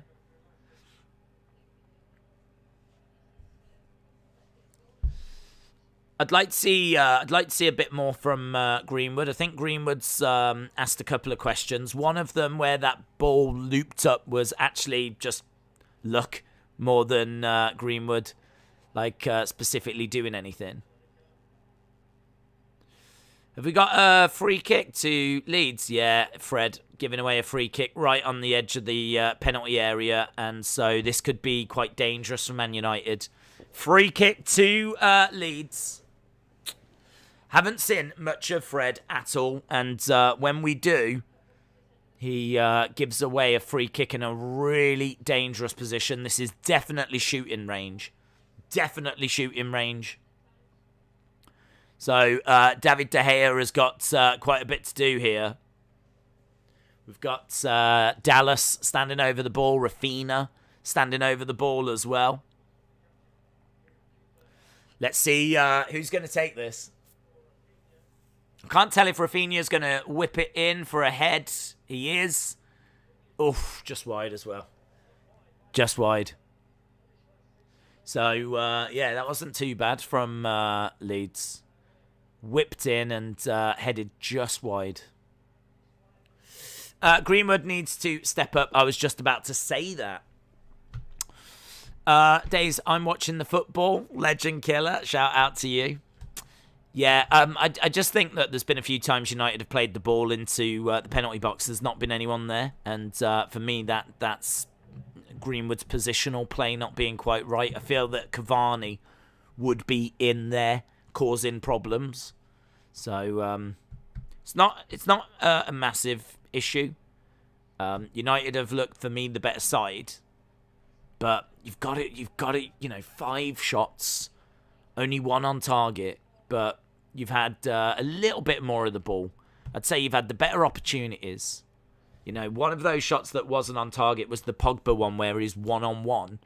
Another shot that wasn't on target is that one that balloons over from Greenwood. You need to get something out of this period of the game. Nice, into the middle. Pogba on the ball. Looks like he's going for a shot, and that was bad. I'm not sure that was the right option for Pogba. Leeds have managed to get the ball, dinking it forward. Raphinha, is it? That's chasing after it, and the ball, he keeps it in. Man United get the ball and start to break forward. I'm excited for our game later. I think we will win, but it could be hard if we don't turn up, says Brighton fan. Who are you playing, Brighton fan? Who is it that you've got? I actually don't know off the top of my head. Ball played into Fred. Fred in the middle of the park, into the middle. Dan James trying to get onto it, but Leeds on the ball. My favourite Man Utd player is Pogba, says Zahair. When do Brighton play? They play at 3 p.m. Do Leeds score now?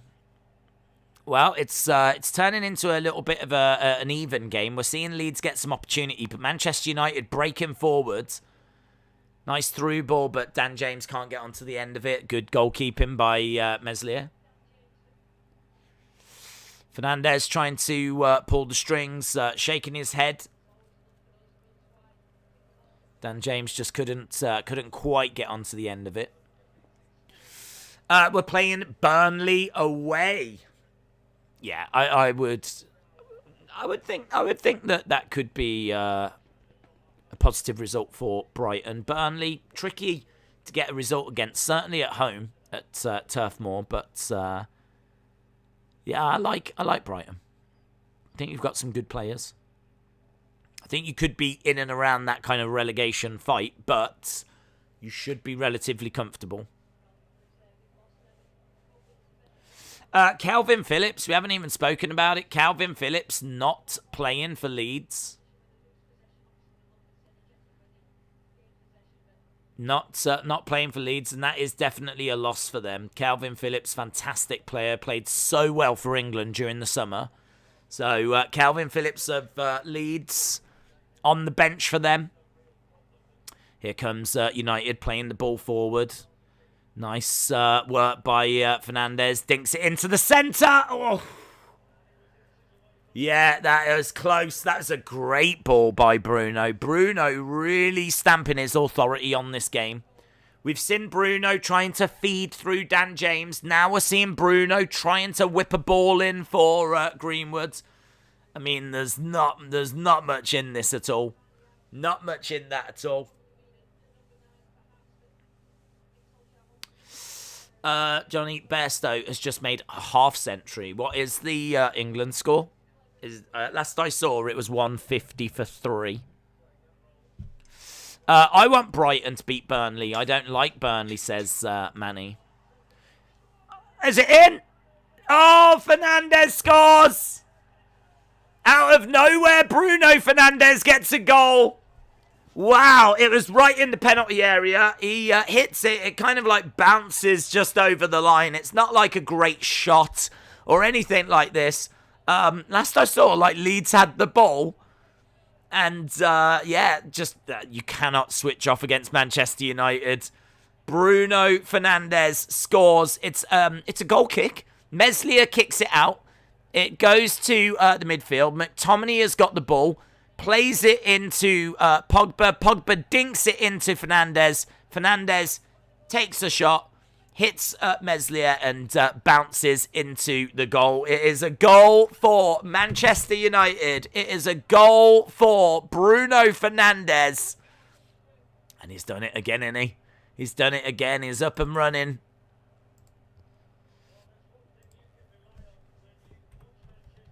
Fernandes.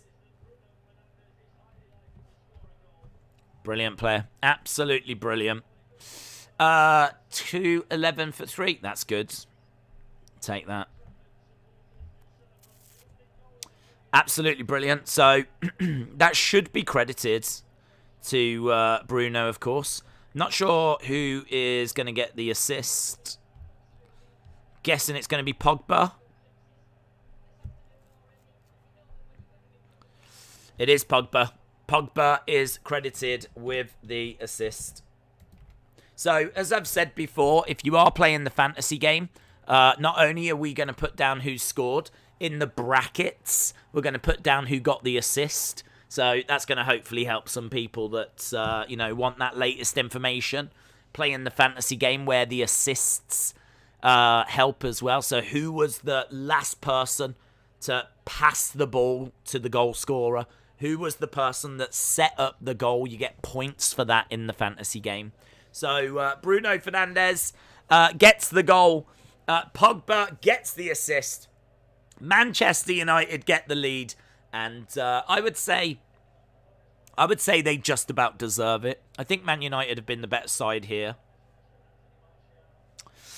It's 12:02 in the morning for me in New Zealand. Hayden, shout out to you. I think Bruno's man of the match at the moment. I thought, he tried to play through Dan James. Here we go again. Luke Shaw takes a shot. Oof, just wide. Just wide. There's a real swagger around Manchester United now. There's a real swagger. I tell you what, you drop Sancho into this team. You drop Varane into this team. You bring Rashford back into this team. You bring Cavani back into this team.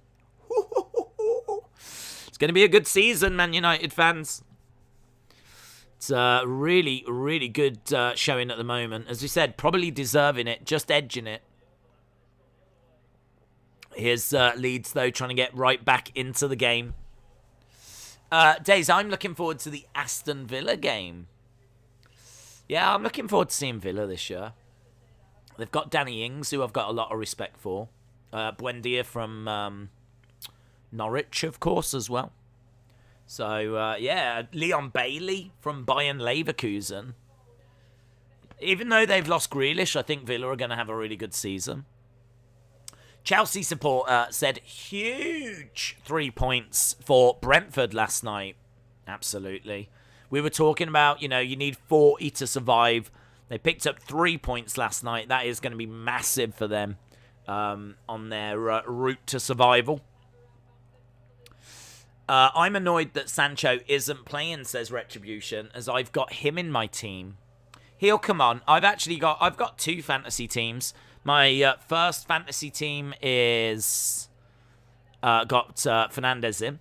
My other fantasy team has got Sancho in. The problem is, the team that I had that had Fernandes, I could not fit in Trent Alexander-Arnold as well. Yeah, Fernandes, absolutely brilliant. Getting a goal, opening his account. If someone was going to score, Fernandes was always going to be favourite to do it for Manchester United. Retribution said, I'm just waiting for the Leicester game. I am a season ticket holder and would have attended, but due to ill health, I'm going to watch from home. LPTV instead. I resold my ticket through the club. Is it? It's on LPTV, is it? The Leicester game? Is that like on a delay or something? I didn't realise. I didn't realise you could watch like through like their own TV. Here we go. Look, Luke Shaw on the ball, playing it forward. Bruno Fernandes. Here's Shaw, edge of the penalty area, plays it into Dan James. Dan James takes a shot. And got to be getting that on target. Got to be getting that on target. Luke Shaw is looking irresistible. Bruno Fernandes is looking fantastic. Dan James, no. Bruno. He came from Sporting like Cristiano. He goes left, he goes right. He made the goal. He looked. He's our Portuguese Magnifico. Zahir, shout out to you. Days, I have 2 fantasy teams. Amazing. I'm looking forward to Aston Villa. I've got Bruno in my team. Well done, Man United, said David Robert Wood. Hayden said it's 12:02 in the morning. Ball headed forward. Leeds getting onto the ball. We've got 9 minutes left of this half. 9 minutes left. LPTV is an internet TV protocol. Oh, okay. Oh, IPTV, is it? Well, is the game shown, like, abroad then, but it's not shown in the UK? I suppose that would make sense in a way. Because people abroad can't really go to the game, can they? Ball played into the centre. Oof. That was looking a little bit dangerous. Bamford trying to get on the end of it there. Yeah. Coming up to 37 minutes. What team do you support? I support Man U. I am a Man United fan, but as I said, Leeds fans welcome. I mean, one thing you'll notice from our watch-alongs is that I'm not running down other sides. If there's something I think that needs to be criticised, I'll criticise it. But, yeah, I'm not looking to run down about things that I think they need to tweak or change or... Even though we're fierce rivals and there's a hatred, I love Raphinha. I think he's a brilliant player. I think Phillips, I'm a big fan of him, of course. Bamford up front. Meslier, their goalkeeper. Like, I really like the Leeds team. I was worried this was going to be a draw, and it still could be. Still could be. I mean, United, you feel, are going to need to get that second. 1-0 is not going to be good enough, but they deserve the 1-0 lead. But yeah, I mean, look at the bench. I mean, they've got Sancho that they can bring on. He's going to be fired up. The crowd's going to be fired up. That's going to be a big moment, man, in the second half when Sancho comes on. I just want to know, is this match day 1 Man United Leeds is the start of the Premier League season of the scheduled matches until this day? This is the match day 1, yeah. This is the first game for both sides. Yep. Edward, shout out to you. I use his goals for the games that are not shown on TV. Never heard of that. Never heard of his goals.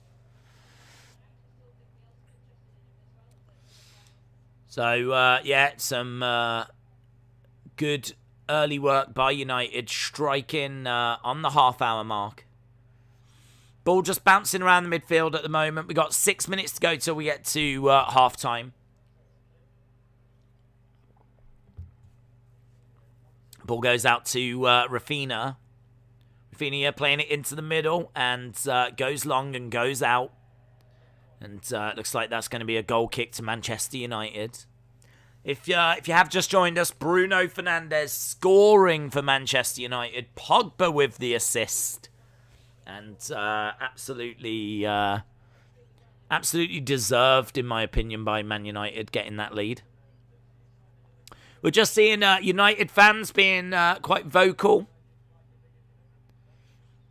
And Leeds fans making their voices heard as well.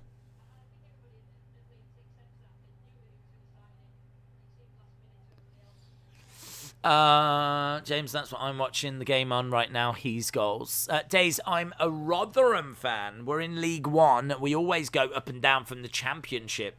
Could you ever see us in the Premiership? Yes. Absolutely. I mean, I don't know what you're going to need to get there, but you have quite a nice stadium. I actually have been to Rotherham quite a few times. My dad used to work in Rotherham. So I've actually been to Rotherham and spent quite a bit of time there. And I've never been in your football ground, but I've seen your football ground as we've driven past it. I've been in and around Rotherham town centre. I've been to Rotherham train station quite a few times. Been down to Meadow Hall, and kind of all around that. So yeah, I've sort of spent a bit of time in Rotherham. I don't know how long you've been in that ground. I believe you moved, didn't you? Wasn't it like 10 or so years ago to the new ground? And yeah, I mean, I think you've got a little structure there that could see you get to the Premiership one day. Hard to say when, though. It's so competitive. It'd be hard to say what you would need. You would obviously know a lot more than what I would. But I'm guessing there would need to be some serious investment in the team. Ball goes wide. Days, I'm testing you. Are my team playing today? No. No, they're not. Forfar are playing tomorrow, I think. So, Days, are you excited for SummerSlam? Sure. Yeah. I'm a Blackburn fan. We're playing Millwall today. Hope it goes well. Cornered by Man United and just headed wide by McTominay. That's right, Manny. His Goal is a website where you can watch WWE, boxing, football, and UFC. I've never heard of it. Never heard of it. Manny said Leeds are playing all right, but Bruno is playing superb. Yeah, Bruno, the difference, as always. I think he's playing really, really well. Wouldn't surprise me if he gets like man of the match for this first half. It's not just that he scored the goal, but he's actually set up a couple of things as well. Even though they haven't come off, he's been causing a lot of problems. Days, I'm a Liverpool fan. Fair enough. Well then, yes, you are playing today. Leeds are playing all right. Come on, Manchester United, says Legend Killer.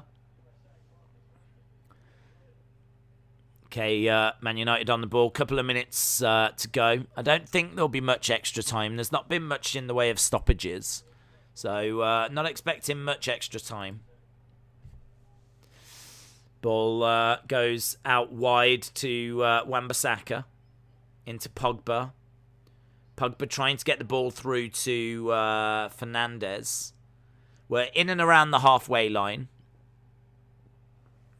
Goes out to Leeds. Leeds getting the ball back. Driving the ball forward. I think Leeds have been okay. There's not really been any standout performances from Leeds. I think Raphinha has probably been the player that's caught the eye the most for Leeds. I don't think there's been much at the back. Meslier's done all right in goal, but by and large, Leeds have just put in like pretty solid performances. I don't think anyone's underwhelmed. I don't think anyone's like blown my mind. Pogba playing the ball over to Dan James. Dan James cutting inside, getting a shot off, and Dan James is just not good enough. Another shot for Dan James that's disappoints. Yeah, his face kind of says it all there. I think he knows that Dan James isn't good enough. Dan James is great when he's running at teams. As we said, you know, he's got great pace, but his end product is just not what you need.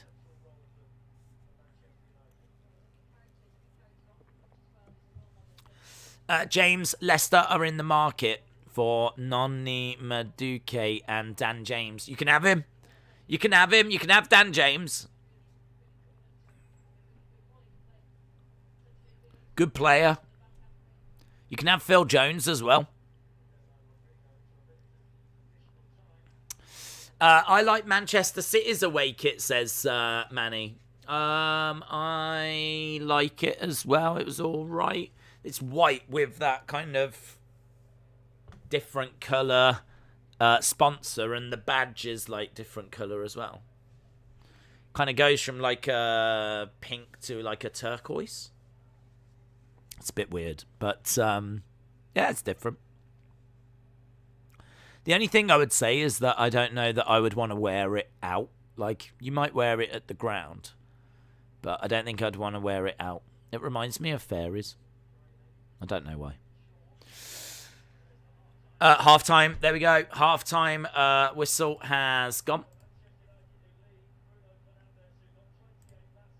So it is half-time.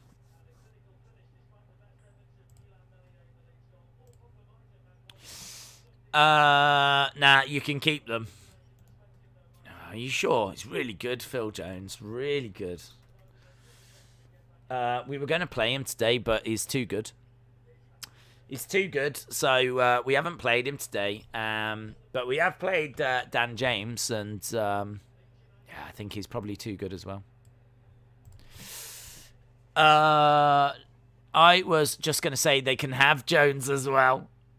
Days, any Leeds players in your fantasy team? I might have Raphinha, but I don't think I've got anyone else. I can't remember if I went for the goalkeeper, Meslier, but yeah, I might have gone with Raphinha. Days, you knew I was a Liverpool fan. Sure. I was going to say they count as well. Alonso, Virgil van Dijk, Hunter Robertson, Liverpool. Have you seen our plans for Leicester's? I did. Yes, the Leicester Stadium expansion looks great. Yeah, it looks really good. Yeah, I did. 220 hotel room, a business centre, and a storied parking lot. Well, I didn't see all that. I saw there was a hotel. But it's just that stand with like the kind of glass top part looks really nice. If you could do the whole stadium in that eventually. My only concern, if I was a Leicester fan, my only concern would be that if you do that one stand, how easy is it in the future to do the other stands in a similar manner? Because I would want to be thinking long term, and I'd want to be thinking like, how easy is it for me to build up the rest of the stadium to look that way? If it's going to be a case that you can't, like, that would be my only concern. But I thought it looked like a great stand, great expansion. Love what they're doing around the area as well. Yeah, good, really good. Phil Jones is better than Virgil van Dijk, says James Chadwick, and he's absolutely right. I don't think anyone's going to argue with that. Next week is the final SmackDown before SummerSlam. It is. An indoor sports arena. Very nice. Manny said City is winning the league this season. I think they stand a great chance, yes. Edward said, did you know that you can make transfers when a match is on during the Fantasy League? Yes. They obviously don't affect that week. They just set you up for the next week, don't they? If you are just joining us, the story of that first half, I think Manchester United, for me, just edge it. Actually, Leeds end with better possession stats.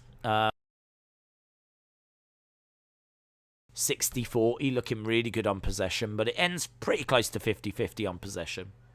11 shots, 4 on target for Man United, 5 shots for Leeds, only 2 on target. Raphinha looking quite good. Everyone else just looking pretty average. No one's putting in any performances that kind of blow your mind. No one's underwhelming either, though. No one's having a meh. So Leeds looking relatively solid, just not spectacular. Manchester United, moments of brilliance, largely provided by Fernandes.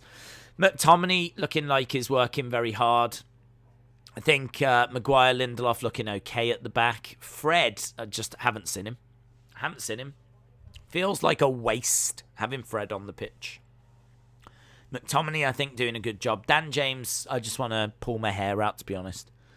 Dan James just... No. Pogba, I think, is doing well. Pogba, he's getting into that area of the pitch that you want to see Pogba. So I don't mind him on the left. Because Shaw is doing the overlap and Shaw is causing a lot of trouble as well. So, yeah, I honestly, I don't mind Pogba being on the left. Ideally, we would drop Fred. We would have Pogba alongside Bruno. And we would have Rashford on the left, Sancho on the right, Pogba and Fernandes in the middle. Greenwood has done all right. He's done all right, but I wouldn't say any better than all right. I kind of feel that Greenwood's he's looking sharp. Just not quite in the right places for me at times. But he's done all right. I mean, I don't know if he's done any better than what Martial would have done. I think Cavani, obviously, he would have done better. He tends to be in the right place at the right time. But, let me know your thoughts of what we've seen in that first half. Are you impressed? Are you not impressed? What do you think about Manchester United? What do you think about Leeds? What do you think about the game? What are your thoughts about your teams today? Let me know. Shaw is working hard. Light says, play Sancho now. Amin said, I can't wait for Monday Night Raw. Edwards, we're not going on to Twitter right now. We're going to focus on what people are saying in the chat. Febin said, Days, wouldn't Cena look like a joke if he loses to Roman after all that talk in the promo? No. I've been using He's Goal for years. They have every single game, and there is a refresh button if it buffers.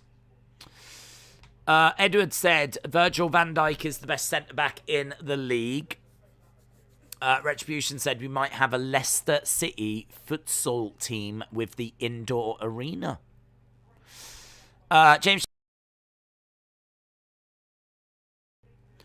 Light saying Sancho in. Bunny's vlog thinks Manchester United are going to win. Christopher says Forza United. Yeah, I think they've done well. They've definitely stamped their authority on the game. They've definitely been the driving force in the game. I think that Leeds have had to react to what United have been doing. I don't think United have had to react to Leeds too much, even if they are just a little bit behind in regards to possession. I think that Leeds haven't been as effective with the ball as what United have. So yeah, I'm interested to see the second half and hopefully Jadon Sancho. Lemont says Arsenal is going to win the Premier League. Amin said there'll be another promote this week. Lashley Goldberg face to face in the ring.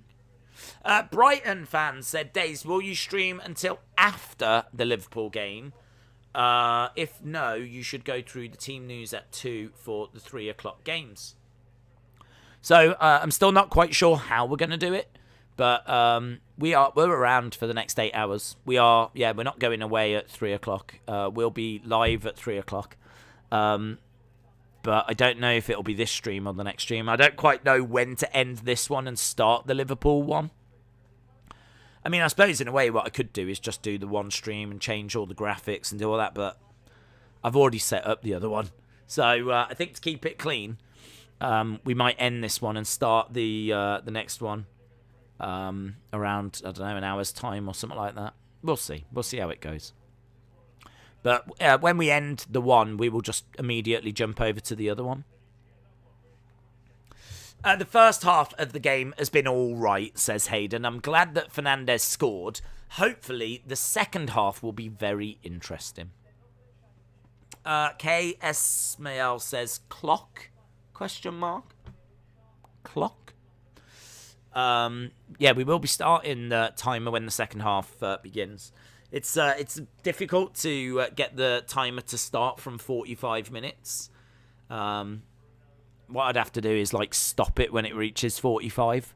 So you have to start again.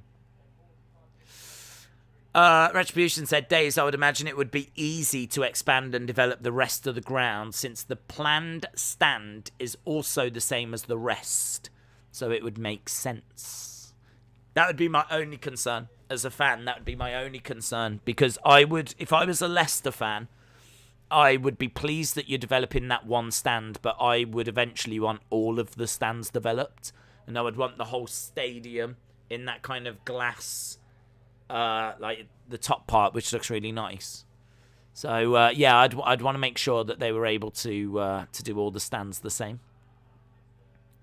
So, yeah, you're probably right. It's probably simple enough to do. James Chadwick said, I'm not going to underestimate Leeds. No, absolutely. It's still only 1-0. So there's definitely a way that Leeds can get back into this. Are you going to do Lashley Goldberg promo on Tuesday? Don't know what you mean, but we will be watching Raw.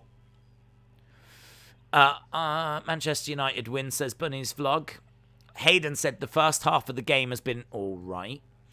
I wanted to get Lukaku in my Fantasy Premier League, but he's expensive at 11.5. He won't play this weekend. Yeah, I must admit that's what stopped me from bringing him in as well. I don't think he plays this weekend. I don't even know if he'll play a full match next weekend against Arsenal. Depends where he is with his pre-season. Retribution said it's also a matter of time whether we can fill the rest of the ground if we expand it too soon. Hence why it's more fiscal to do one stand at a time. Our owners are smart. Yeah, I mean, I don't know what your waiting lists are like for tickets and season tickets. I mean, I would imagine you need a bigger ground. But, yeah, it is true. I don't know what your fan base is like at the moment.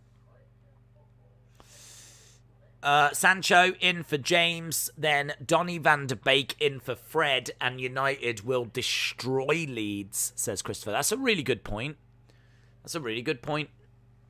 I'd take both of them changes, yeah, absolutely. El Scotty said, Fernandes' goal got me some Fantasy Premier League points. Now hoping for a United clean sheet because I've also got Shaw. Like said, do you remember the match we beat 6-2? Come on, United, make history again. K. Esmael says, can Sancho become player of the year this season or in the future? Well, he could. I mean, with the amount of goals and assists that we're expecting and hoping that he can provide, then he'd be in the running. But, you know, I think I'd be surprised if he does it this year. I think Sancho is going to need a little bit of time to settle in. The Premier League is different to the Bundesliga with its pacing and its physicality. So I do think that he's going to need a little bit of time. But yeah, absolutely. Arsenal lost to Brentford. They did. All-Star Sports, they did. It's Clem said, how do you watch it for free? I don't know. Is the serious answer. I don't know. I watch it on BT Sport. Bunny's Vlog says, only Manchester United win. Retribution said, it's sad there's no UFC tonight. Saturday nights are made for the UFC.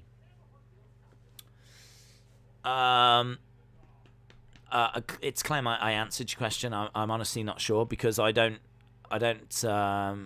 watch it on streams. I watch it on BT or Sky. I've got both. Who do you think is going to win at SummerSlam, Goldberg or Bobby? Bobby. Roy Hodgson, Paul Scholes is on his goal. Days, Bruno Fernandes, could he be player of the season? Maybe. I mean,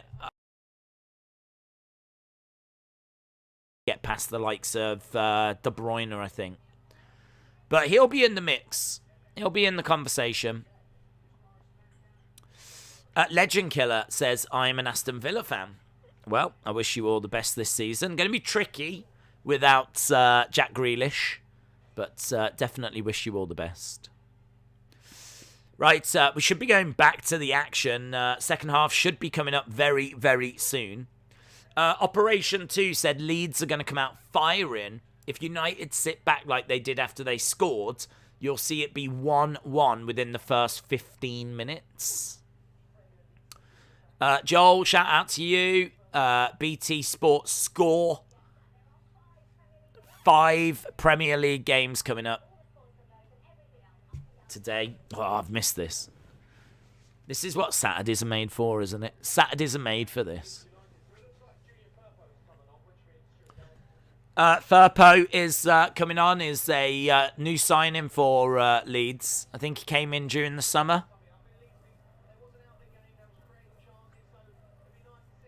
Yeah. So, Firpo coming on for Leeds. Rodrigo going on. I thought he was very ineffective, Rodrigo.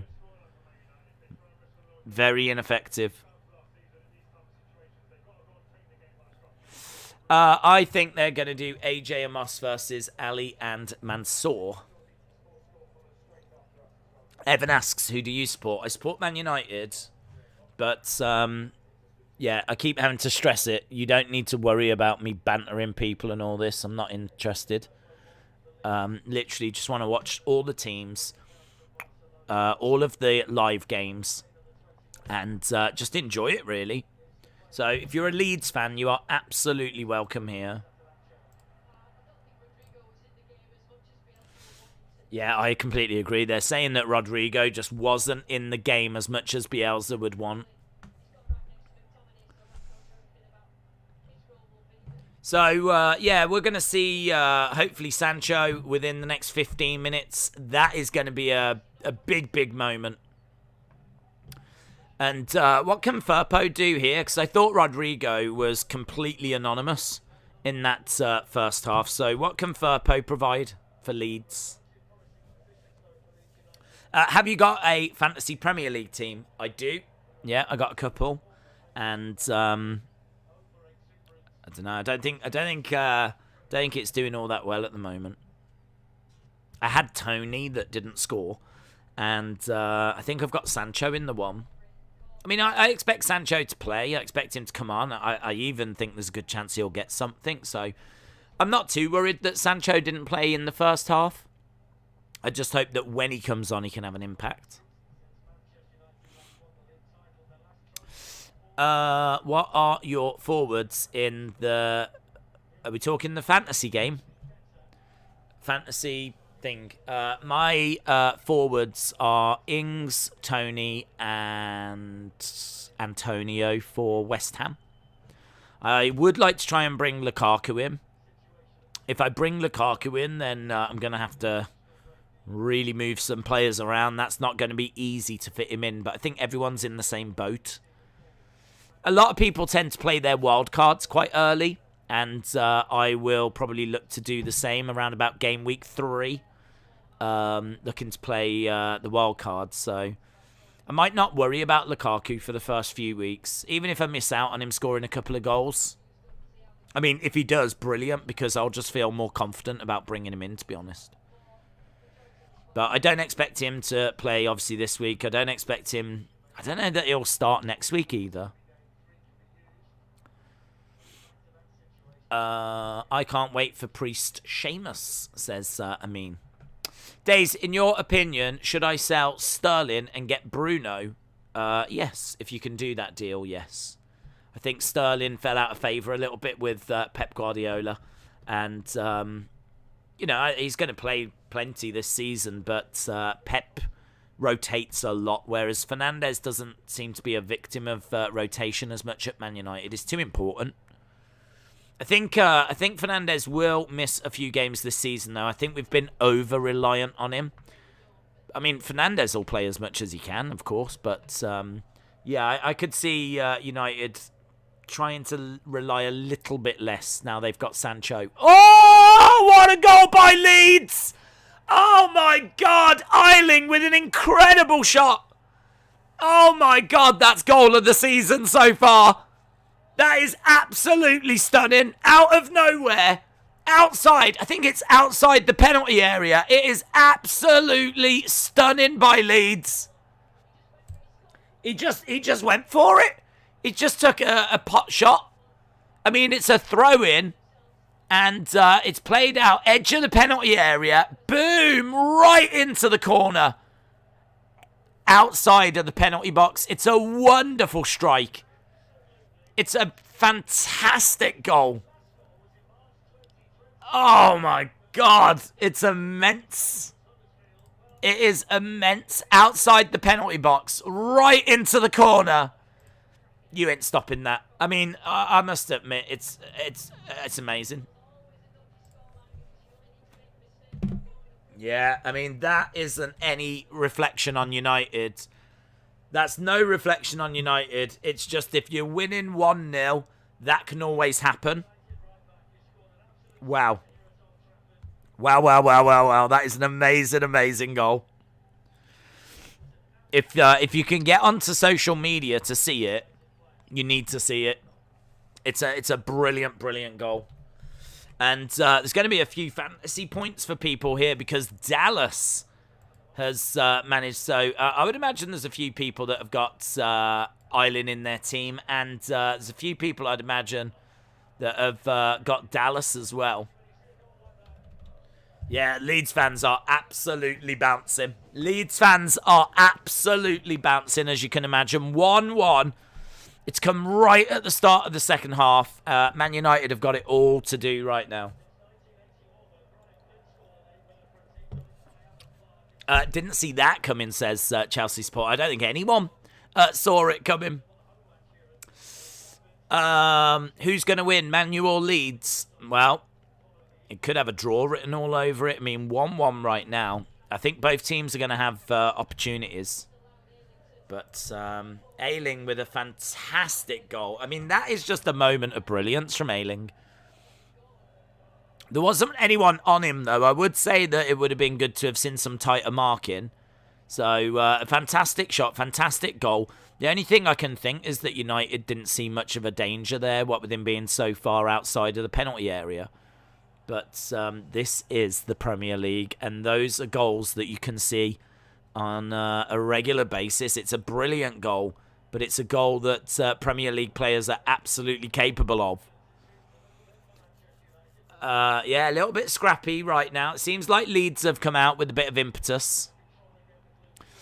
Right, ball into the middle of the park. Let's see what United can do. There's Greenwood. Greenwood going. Greenwood! Goal by Greenwood! Brilliant goal! Greenwood scores! That's what Greenwood can give you. Absolutely brilliant. Absolutely brilliant. This game is alive. Wow. Greenwood with a wonderful goal. It is a wonderful goal. Greenwood scores for Manchester United just moments after Leeds equalise. But that is a great through ball. Greenwood running on the right-hand side. Look at that ball. He manages to get there, charges into the penalty area. He had so much that he needed to do. So much that Greenwood had to do there. Yeah, he is a great finisher. You always fancy Greenwood when he gets in that kind of position. Yeah. A nod of acknowledgement. A nod of acknowledgement from Ole Gunnar Solskjaer at just how great that goal is. And it's Pogba again. 2 assists from Pogba. If you've got a fantasy league team, Pogba has delivered 2 assists. So if you've got Pogba in your side, you're laughing. If you had Fernandes and Greenwood, you're laughing. If you had Dallas or Ayling in your team, you're laughing. These are all players that you expect to have an impact on this game. Luke Shaw, you would have imagined, would have been maybe coming up with an assist. I mean, there's still plenty of time. United restore their lead. Through ball, Fernandes! Fernandes! Oh, off the line! Off the line! Oh, it's been given! It was over the line! Bruno Fernandes scores from it! What is going on? What is going on? There's goals everywhere!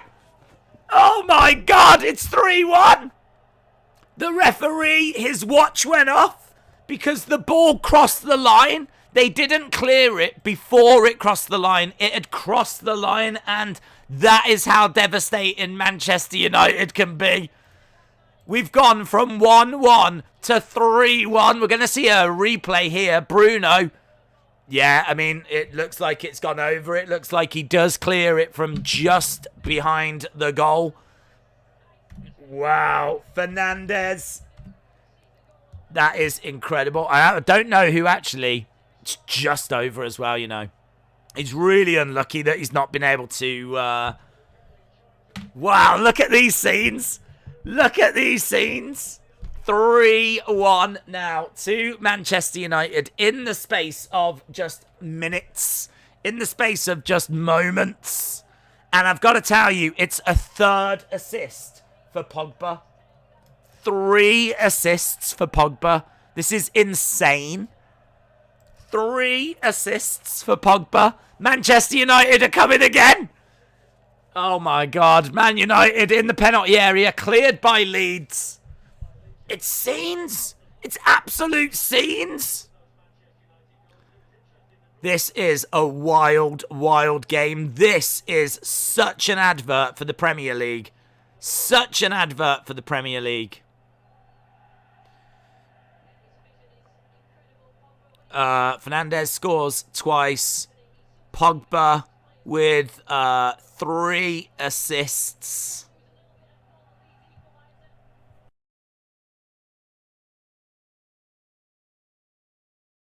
We can actually see the goal. We can see that it did cross the line. And this is where that goal line technology is so important, because it does cross the line, but it's cleared so quickly that to the naked eye, that's really hard to call. But the goal line technology, the referee has got a little vibrating wrist strap. And if the ball crosses the line, there's technology that means that it will, you know, he'll feel it. He'll know, it will tell him the ball completely crossed the line. And so he was able to award it as a goal. And right now, Manchester United 3, Leeds 1. What a game this is.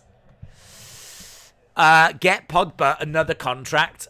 3 assists for Pogba. 3 assists. This is why Pogba is so important to Manchester United. When he's on song and he's motivated and he's in a good place, he is unplayable. And he has been a big, big difference maker. Fernandes, brilliant. Pogba, brilliant. Greenwood, brilliant.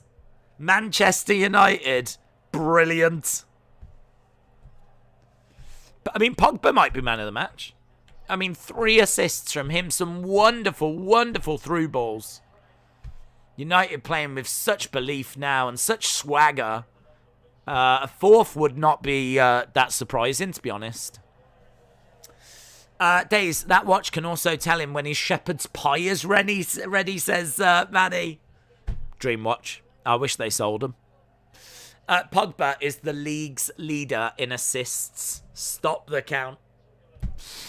Did you watch anime? I didn't know. I never really grew up with anime. I've seen like a little bit of Studio Ghibli, but Pogba got 3 assists. The man is on fire. Light said Bruno is on a hat trick.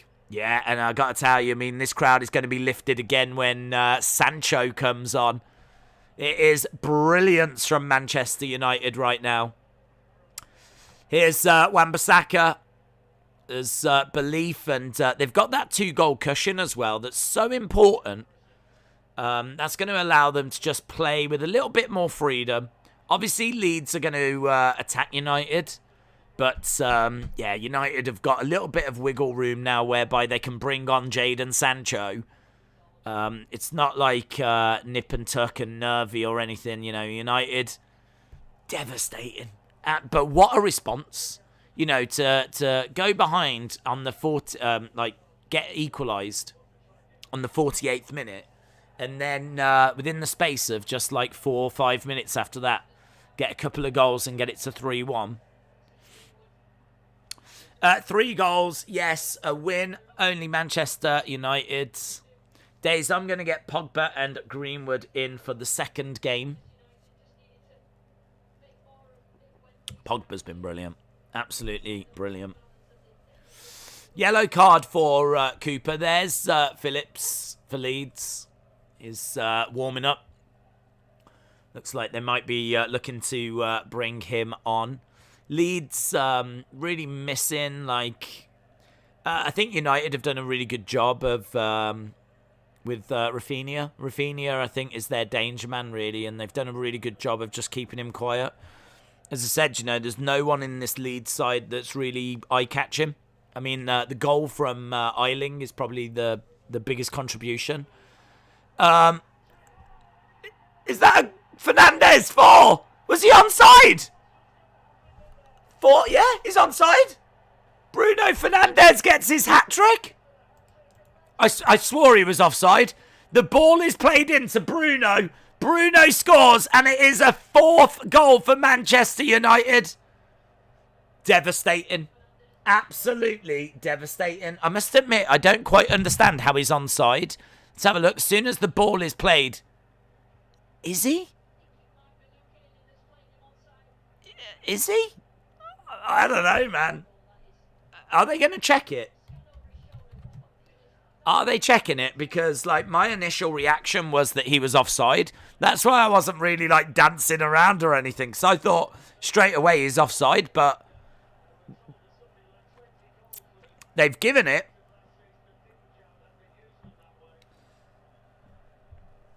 Yeah, they've given it. I don't know if there's a goal check. Hat-trick for Bruno Fernandes. Tell you what, if you had Bruno in your team and you had him as a captain, you'll be very, very pleased. Hat-trick Bruno. That goal was sexy. It's counted. Just waiting to find out who's going to be credited with the assist. Poor Fantasy Premier League just can't keep up with this. They can't keep up with it. It's absolutely devastating from Manchester United.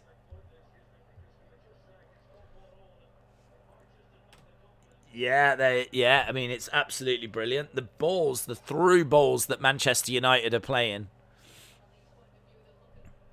I am so impressed with what we're seeing. It's Lindelof that's got the assist. Lindelof gets the assist. So this is what we're looking at the moment. It's absolute scenes. James Chadwick said, I love Bruno. It's the best signing we've made in years. Absolutely. Real Shuriam Plays said, I've been a fan for 4 years, so love to say I love the streams. Keep it up. Thank you very much, dude. Really, really appreciate it. Tell you what, I don't know if we're going to do a more exciting stream than this one in a while. Manchester United 4, Leeds 1. Absolute brilliance from Manchester United here. Devastating. Absolutely devastating. They make it look effortless. I must admit, I'm surprised that Fernandes wasn't given us offside in that 4th goal. It's really close. But it just shows, like, they're beating the offside trap so well.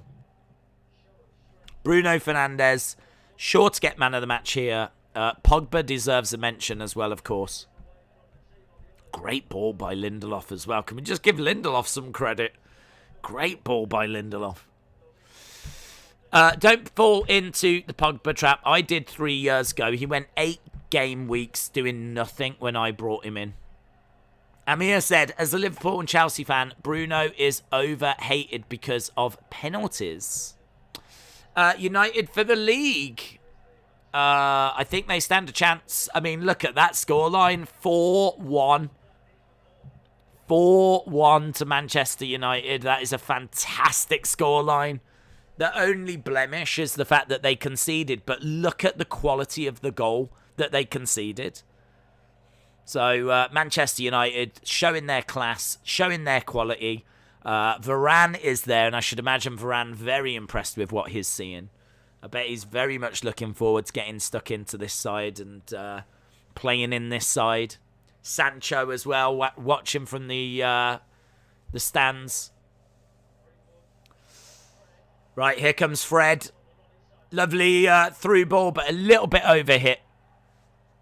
McTominay was trying to get onto the end of the ball, but felt that he was impeded. But nothing given. What time do they start SummerSlam next week? I don't know, bud. Off the top of my head, I don't know. Edward said, Days, it's official. I've brought Bruno in. Very good. When the lines touch now, they give the credit to the striker, says Sigan. Which is really good. Yeah, I mean, I suppose in a way I need to kind of change my thoughts a little bit.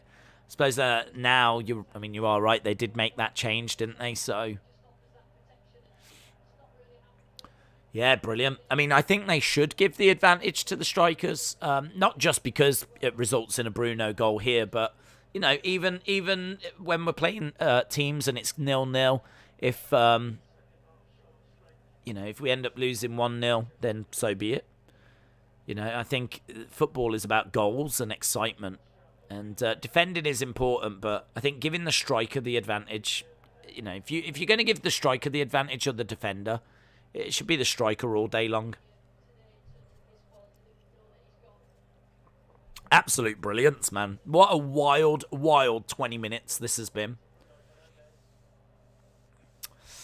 Let's not get ahead of ourselves. United smashed Leeds 6-2 last year.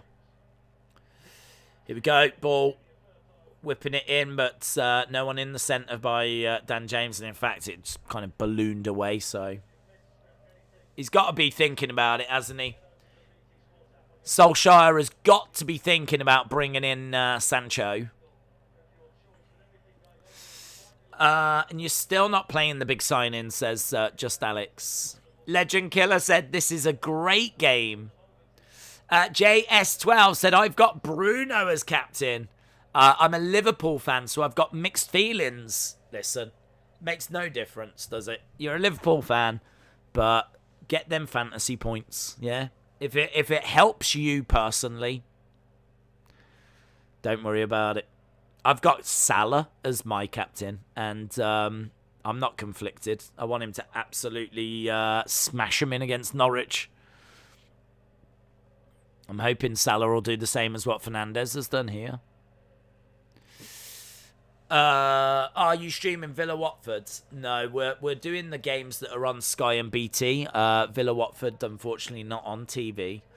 Might be able to find it on like an IPTV thing, but I don't have that. I'm not looking at doing that. I think covering the live games that are on like Sky and BT. Oh, hello, Sancho. That's what we're looking for. So, Sancho warming up. And I tell you what, the crowd are excited just to see a bit of movement. Jadon Sancho warming up and is applauding the fans back. Greenwood trying to play a nice ball into Dan James. So, yeah, about 4-5 minutes, we should see Sancho come on for United. I got Pogba in my team, says TJMR. Sancho warming up. I got points in the fantasy game. Yeah.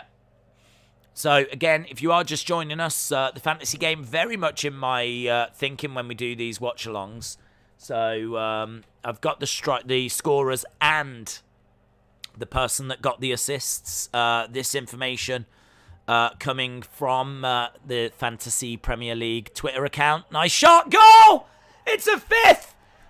It's Fred! Fred gets a goal! Wow, it really is turning into an Old Trafford party. Man United just absolutely smashing the life out of Leeds right now. Fred with a goal! So, it's just a little side foot number. Nothing that adventurous, but Fred, we're going to run out of room here. Yeah, and I tell you, there's a few dejected faces in the Leeds team now, as you can imagine. Manchester United 5, Leeds 1. Impossible, really, to see Leeds come back from this. Who plays it in? Is it Pogba again? I think Pogba might have got another assist, you know. Pogba dinks it in. It is, it's Pogba. Wow, Pogba with 4 assists. That's scary. That's scary. Paul Pogba with 4 assists. Bruno Fernandes with 3 goals. Fred, when Fred scores, you deserve to be relegated, says Manny.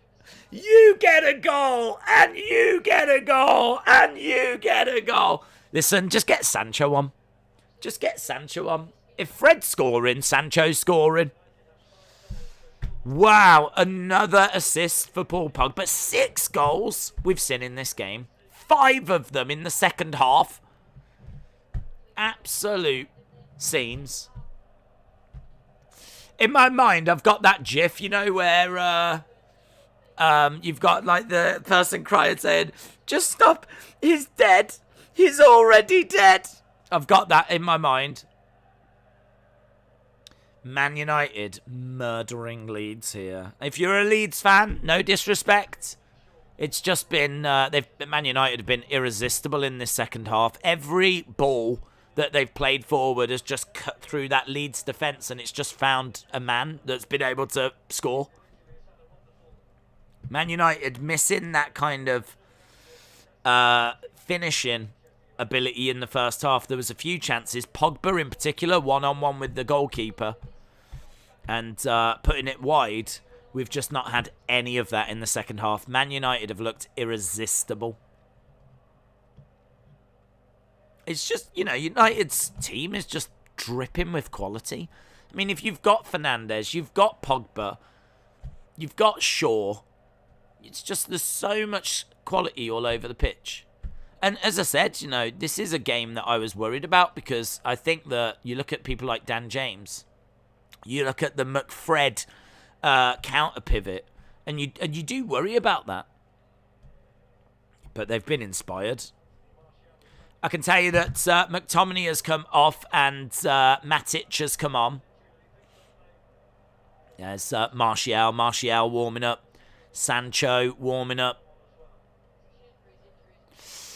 Sancho will come on for James. Do you think James needs a spell on loan? Yes, I think he needs to go, to be honest. I don't think James is someone that I see having a long-term future at United.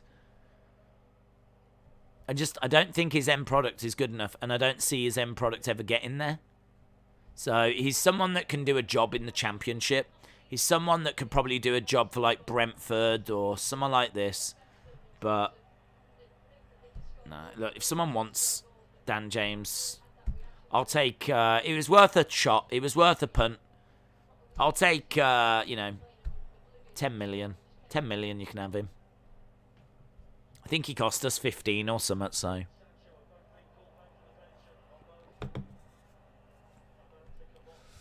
Are both about to come on. You've got to think Sancho's coming on. United on the ball with Pogba. I mean, do you take Pogba off? Pogba's been irresistible. You don't need to overwork him. I mean, awful. Is that Dan James just running into a defender? Just had a scam caller pretending to be Sky. Here we go. It's happening. It's happening. It's happening. Guys, it's happening. Sancho putting on the shirt. This is what Man United fans have been waiting for. Martial looks like he's about to come on as well. Here's Sancho. He's going to get an incredible response. The fans are ready to welcome their new superstar, 70-odd million, Jadon Sancho, bought from Borussia Dortmund in Germany. English player, was obviously part of the England team, missed that penalty in the final.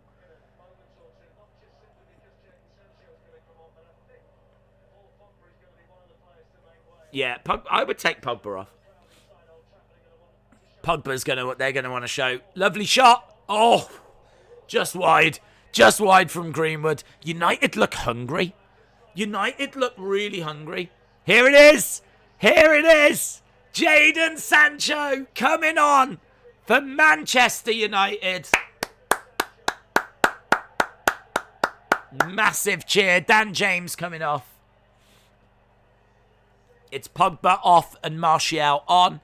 And it's James off and Sancho coming on.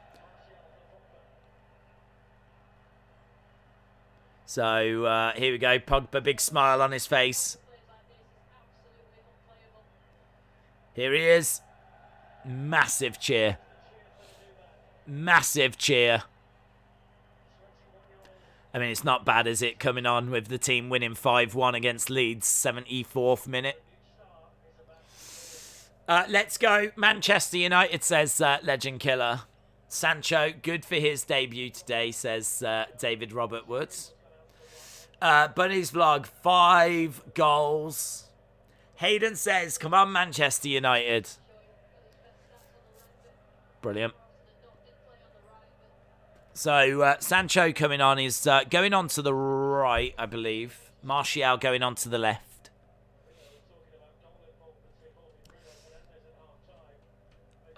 Easy debut. Bruno will become top scorer and Pogba the top for assists. Have you ever been to the CEX shop? Yeah, I've been in there, of course. Bought a few games from there in the past.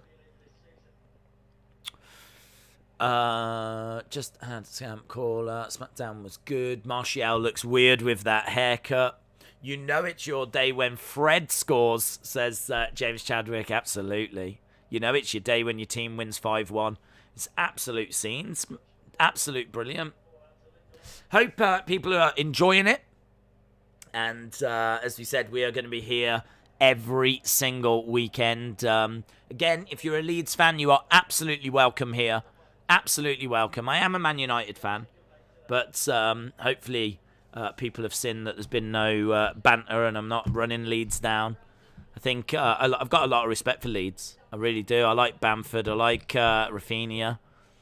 I like the Leeds team. I mean, the thing with the Leeds team is that they constantly attack. They don't park the bus. Maybe to their deficit. They constantly are on the front foot. And as a result, you can get at them. Man United beat them 6-2 last year. And now it's 5-1. Like, you can get goals against Leeds. I wasn't expecting this, though. No way was I expecting this. Well beyond my wildest dreams. Even though we beat them 6-2, I thought they would have tightened a little. And also, United are historically not brilliant at starting seasons, but they look so fresh. Like, United look really fresh. They look really hungry. They look really good. If you think about how they looked at the start of last season, like they looked really tired. And, I mean, there wasn't really a pre-season for United. I think, didn't United, like, lose or draw with QPR or something? And I had quite a few people saying, worried about this season. They can't even beat QPR.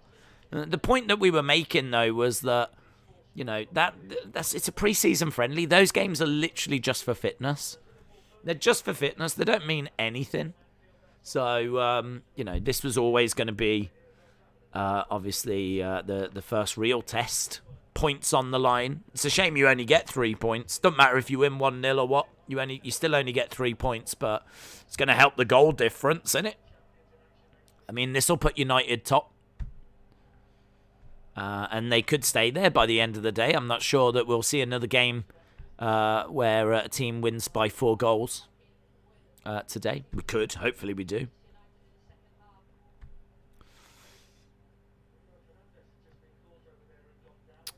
Shot wide by Leeds. So we're up to the 77th minute. We've got about 12, 13 minutes to go. Yeah, we need definitely don't need Bruno getting injured. So just taking a slight scrape to the foot. I think, was it? I don't even know who did it, actually. We lost to QPR. Against QPR, we had Heaton and the other one in goal. Just Alex said, I live in the US, so I don't have a club team that I follow.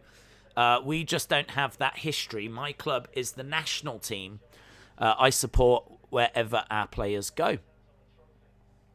Man United, yeah, Karuna, absolutely incredible scenes in this game. Man United, this second half have just been irresistible. I mean, to be honest, if you look at possession, you can see that Leeds have still had more. 16 shots by United, 8 on target, 46% possession.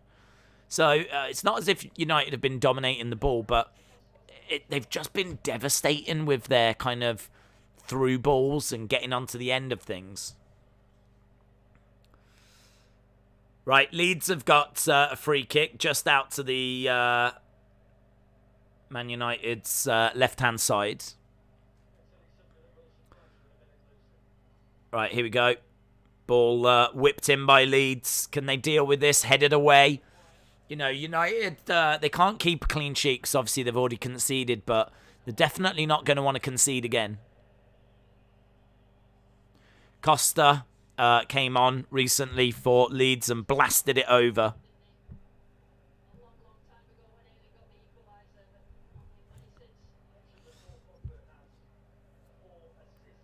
Yeah.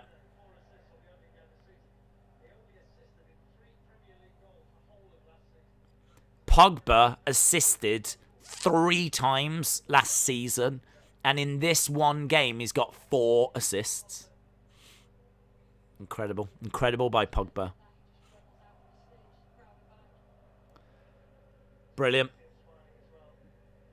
Brilliant play by Pogba. Game over. Get in United, says Jason Peace. Edward said, I've brought Pogba into my team. Light said, what a team Man United have become. They are a beast today. That few minutes of the goal riot by Man United was better than 3 hours of Raw. Facts. I've loved this game, says Airflow Games. Yeah, I mean, I wouldn't expect this all the time. But, yeah, it has been absolutely brilliant. It has been absolutely brilliant. Great play by Manchester United. There's still around 10 minutes to go, 9-10 minutes to go. Could we see Jadon Sancho have an effect? If Sancho could pop up with a goal, pop up with an assist, you know, that would send Old Trafford going crazy. But, you know, they're going to be singing their way home anyway. You always like to see your team do well of the weekend, of course. But I don't know how many United fans are expecting Man United to win 5-1. Like, this is an absolutely incredible performance. I think the thing that I like most about this performance is that United have looked ruthless, but it's not like they've missed a load of chances or anything. It doesn't feel like United are going to struggle to replicate this again, to be honest. Like, their possession is 47%. Their total shots 16, shots on target 8. Like, they have had a lot of shots on target, but honestly, I feel like United are going to have quite the season. I've got United finishing 3rd. I do think it's going to be close. It could come down to like the final couple of games. That's what United are looking for. They're looking for a serious title challenge this year. They want to be in the race. Like, they did finish 2nd last year, but they weren't really in the race. The title was done with a couple of months to go. But they need to be in the race this time. But it's already been pointed out that when they played this game last year, it actually finished 6-2 to Man United. So that was a 4-goal margin. This is the same, a 4-goal margin. I mean, you did think that one last year was a bit of an exception. So for them to do it again here, as we said, absolutely incredible. Days, the mighty Liverpool will walk through Norwich. Congratulations to Man United, says Leon God. Felicitations, Les Diables Rouge. K. Esmael, shout out to you. Edwards brought in Bruno. Days, breaking news. What is the breaking news to Silver Productions? Is the breaking news that Man United are looking irresistible? Is the breaking news that Man United are going to beat Leeds? That's my breaking news. Is the breaking news that Sancho is now on the pitch? Leeds on the ball in Man United's half, and United just mopping things up. Brilliant performance. Brilliant performance. Again, I stand by my support of Ollie. I know there's going to be times this season where he's going to make mistakes. And there's going to be times where people are going to be a bit frustrated with him. But, you look at this first game of the season. United look ready. They look well prepared, well organised, brilliant skill, great link-up play. Love it. Days should do the rest of the watch-alongs on the Leeds manager's stall. Oh, hello, what's going on here? Referee coming over, having a word with Shaw. Don't know if he's having a word for a bit of time wasting or something, but that's a great ball. That's a great ball by Bruno. He just whips it over to the other side of the pitch. That was great. So impressive. United just keeping ball right now. I don't think United are necessarily looking for another, but if it's there, they'll take it. Ball in the middle. Leeds. Oh, put wide. That was a great opportunity for Raphinha. He should have put that away. Yeah, he should have put that away.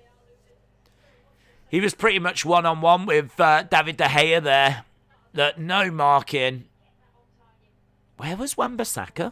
Why was Wan-Bissaka not over on the right-hand side? Oh, it's not far wide. It's not far wide, in all fairness. FPL code. If you go to the community tab on the channel, it should be there. I don't know it off the top of my head. I probably could put it somewhere, in all fairness. Man City, Man United are going to win the Premiership.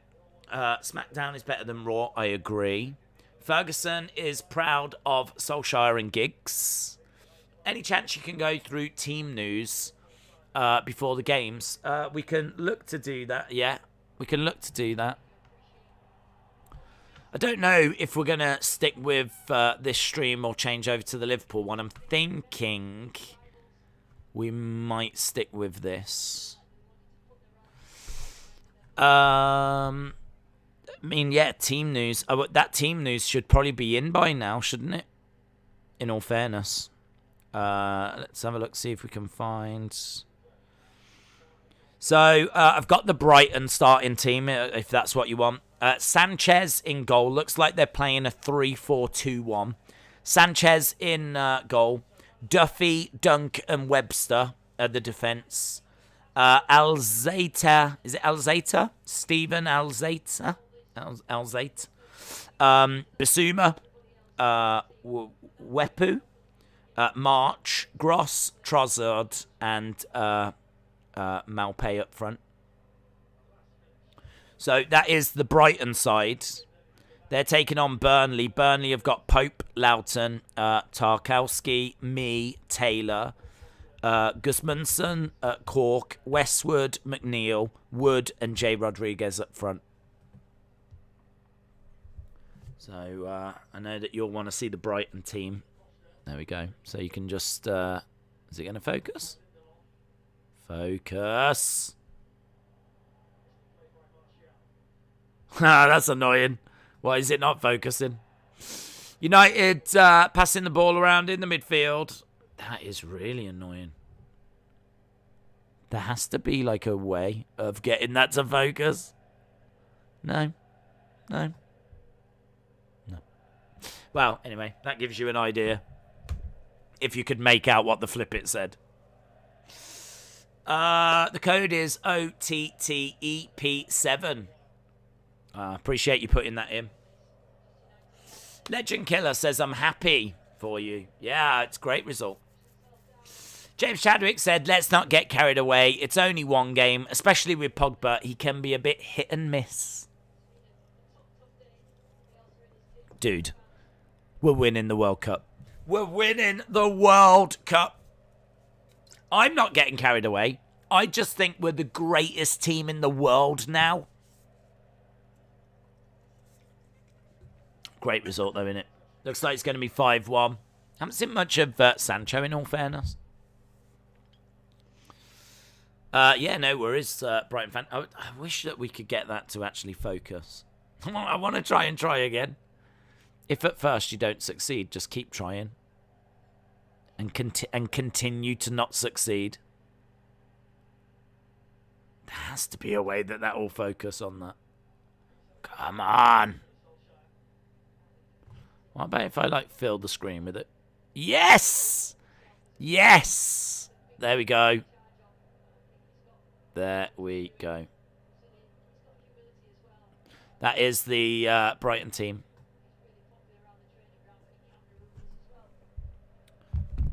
Okay, we've solved it now. Have to fill the screen with it. That's what she said. Days, do you want me to make a FPL code sign? I can send it over on Twitter. Nah, you'll be alright, but I'll easily find a way of just dropping it in somewhere. Don't need to worry about that.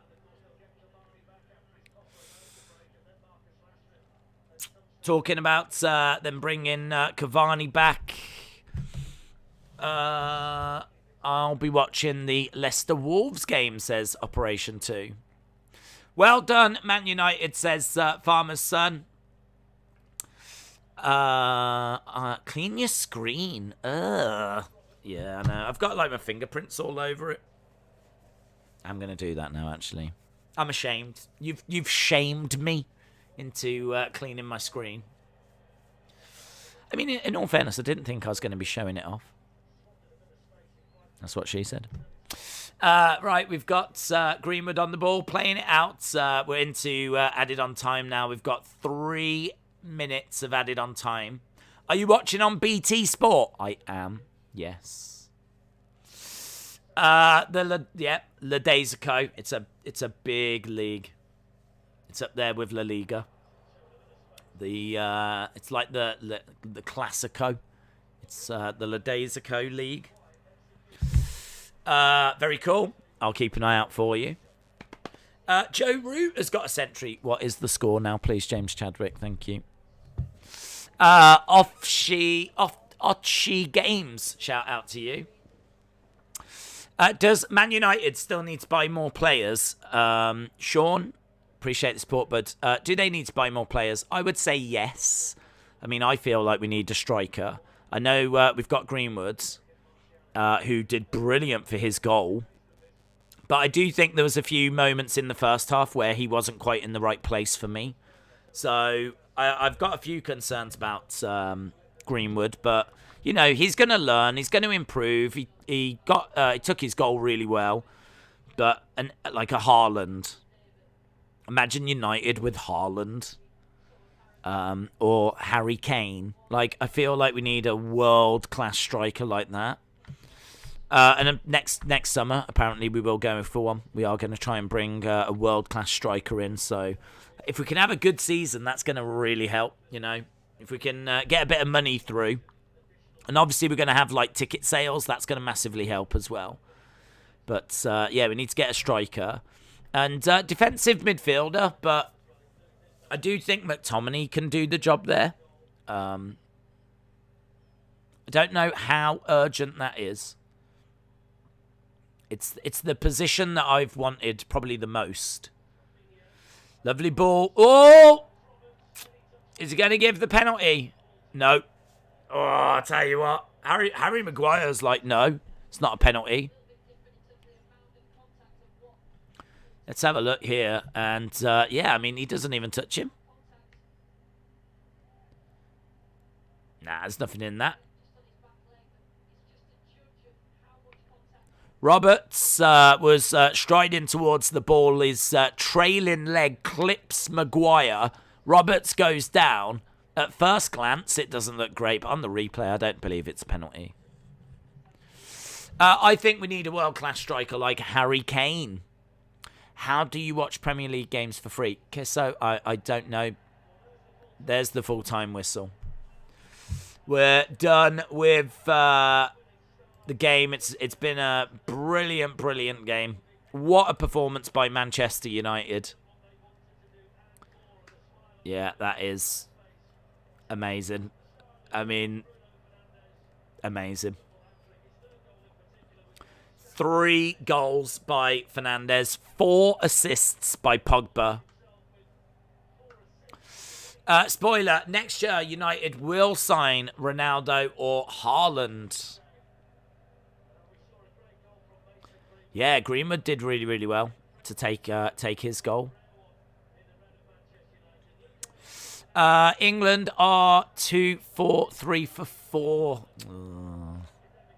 Trailing by 1-2-1. That's not too bad, but shame that we lost that other wicket.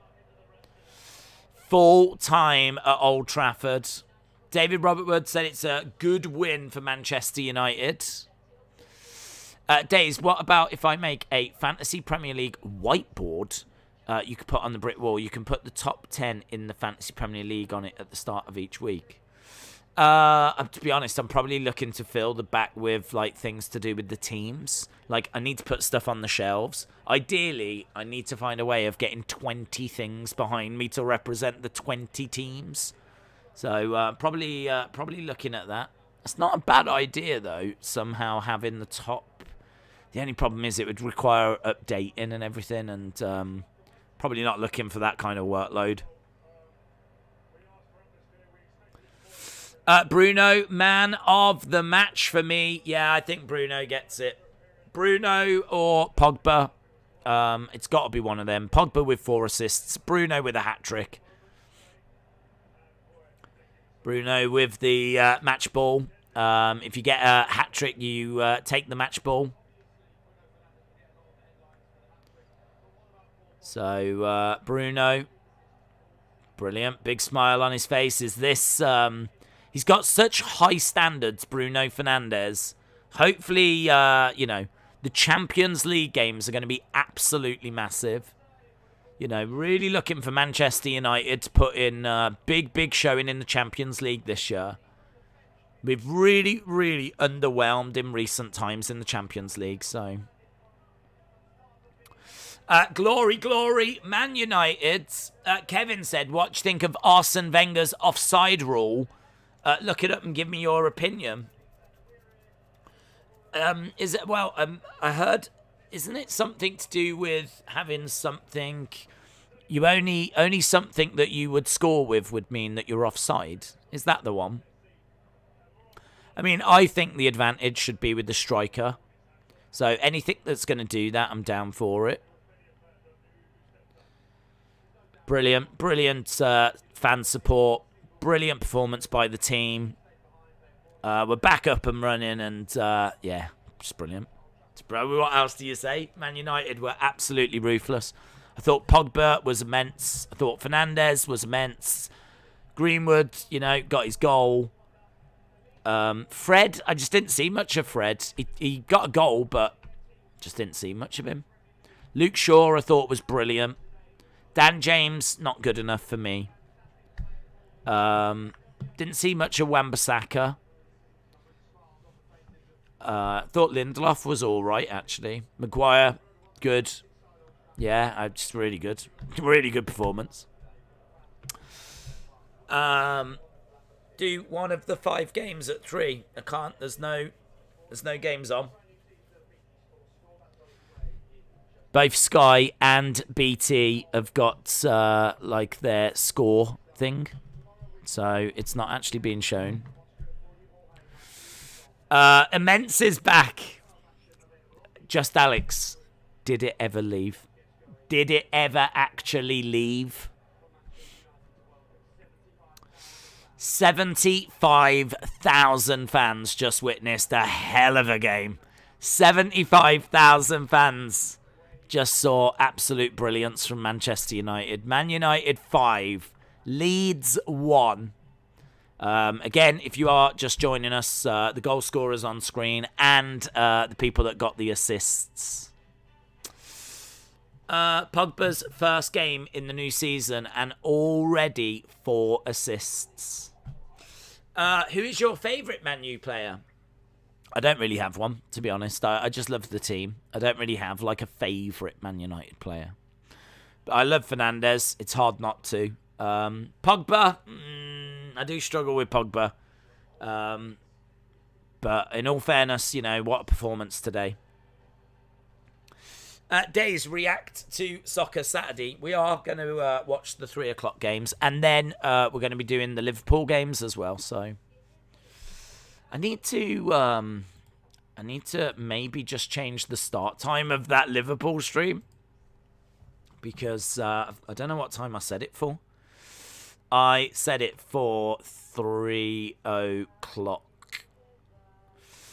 Set it for 3 o'clock, so we will be going straight from this into that Liverpool one. So, okay, yeah, we're all right. I don't know. We might end this one and go over there. Days, I could set you up with an IPTV. I'm all right, thank you. Jordan said, "Are you doing today?" Yes.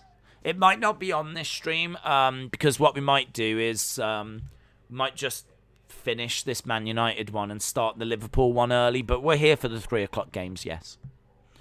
Scout81SD, I appreciate the support. Set you up, MRDU, I don't know what that is. React to Soccer Saturday, yes. I hope Leeds don't get second season syndrome. I also don't. Liverpool game, not till 5:30. No, not till 5:30. But I do want to cover the 3 o'clock games. So there's so much that's going to be happening. There's going to be goals coming through all the time.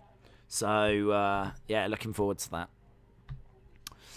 that. Legend Killer, shout out to you. Yeah, just brilliant. I think so impressed. Man United have always started a little bit slow. So for them to come out and give that kind of performance, just brilliant. Absolutely brilliant. Yeah, I don't know whether to wrap it up there, to be honest. We might wrap it up and then start the Liverpool one. So I think we'll do that. So we'll call it quits here. We'll start the Liverpool stream in about 15 minutes and start with that, and then we'll get underway with all the 3 o'clock games. So I hope you enjoyed that one. Absolute brilliance from Manchester United. We will be back in about 10 minutes with our Liverpool stream, but that will cover all of the 3 o'clock games as well. So big thank you to everyone that joined us. This is obviously something new and something very different for this channel to be doing football. So, you know, for people to join us and support is really appreciated. So, yeah, we will be doing this, as we said, every single weekend. If you're not subscribed to the channel, hit the subscribe. If you are a football fan, I absolutely want to hear from you. And I want to hear about what your thoughts are with your team. What hopes you've got for the season, how you think your team has done with whatever game they're playing, and yeah, I want to make sure we're getting everyone's thoughts across. So appreciate the support, guys, and I'll see you in a few moments for the Liverpool Norwich stream, which will include those 3 o'clock games. Bye for now.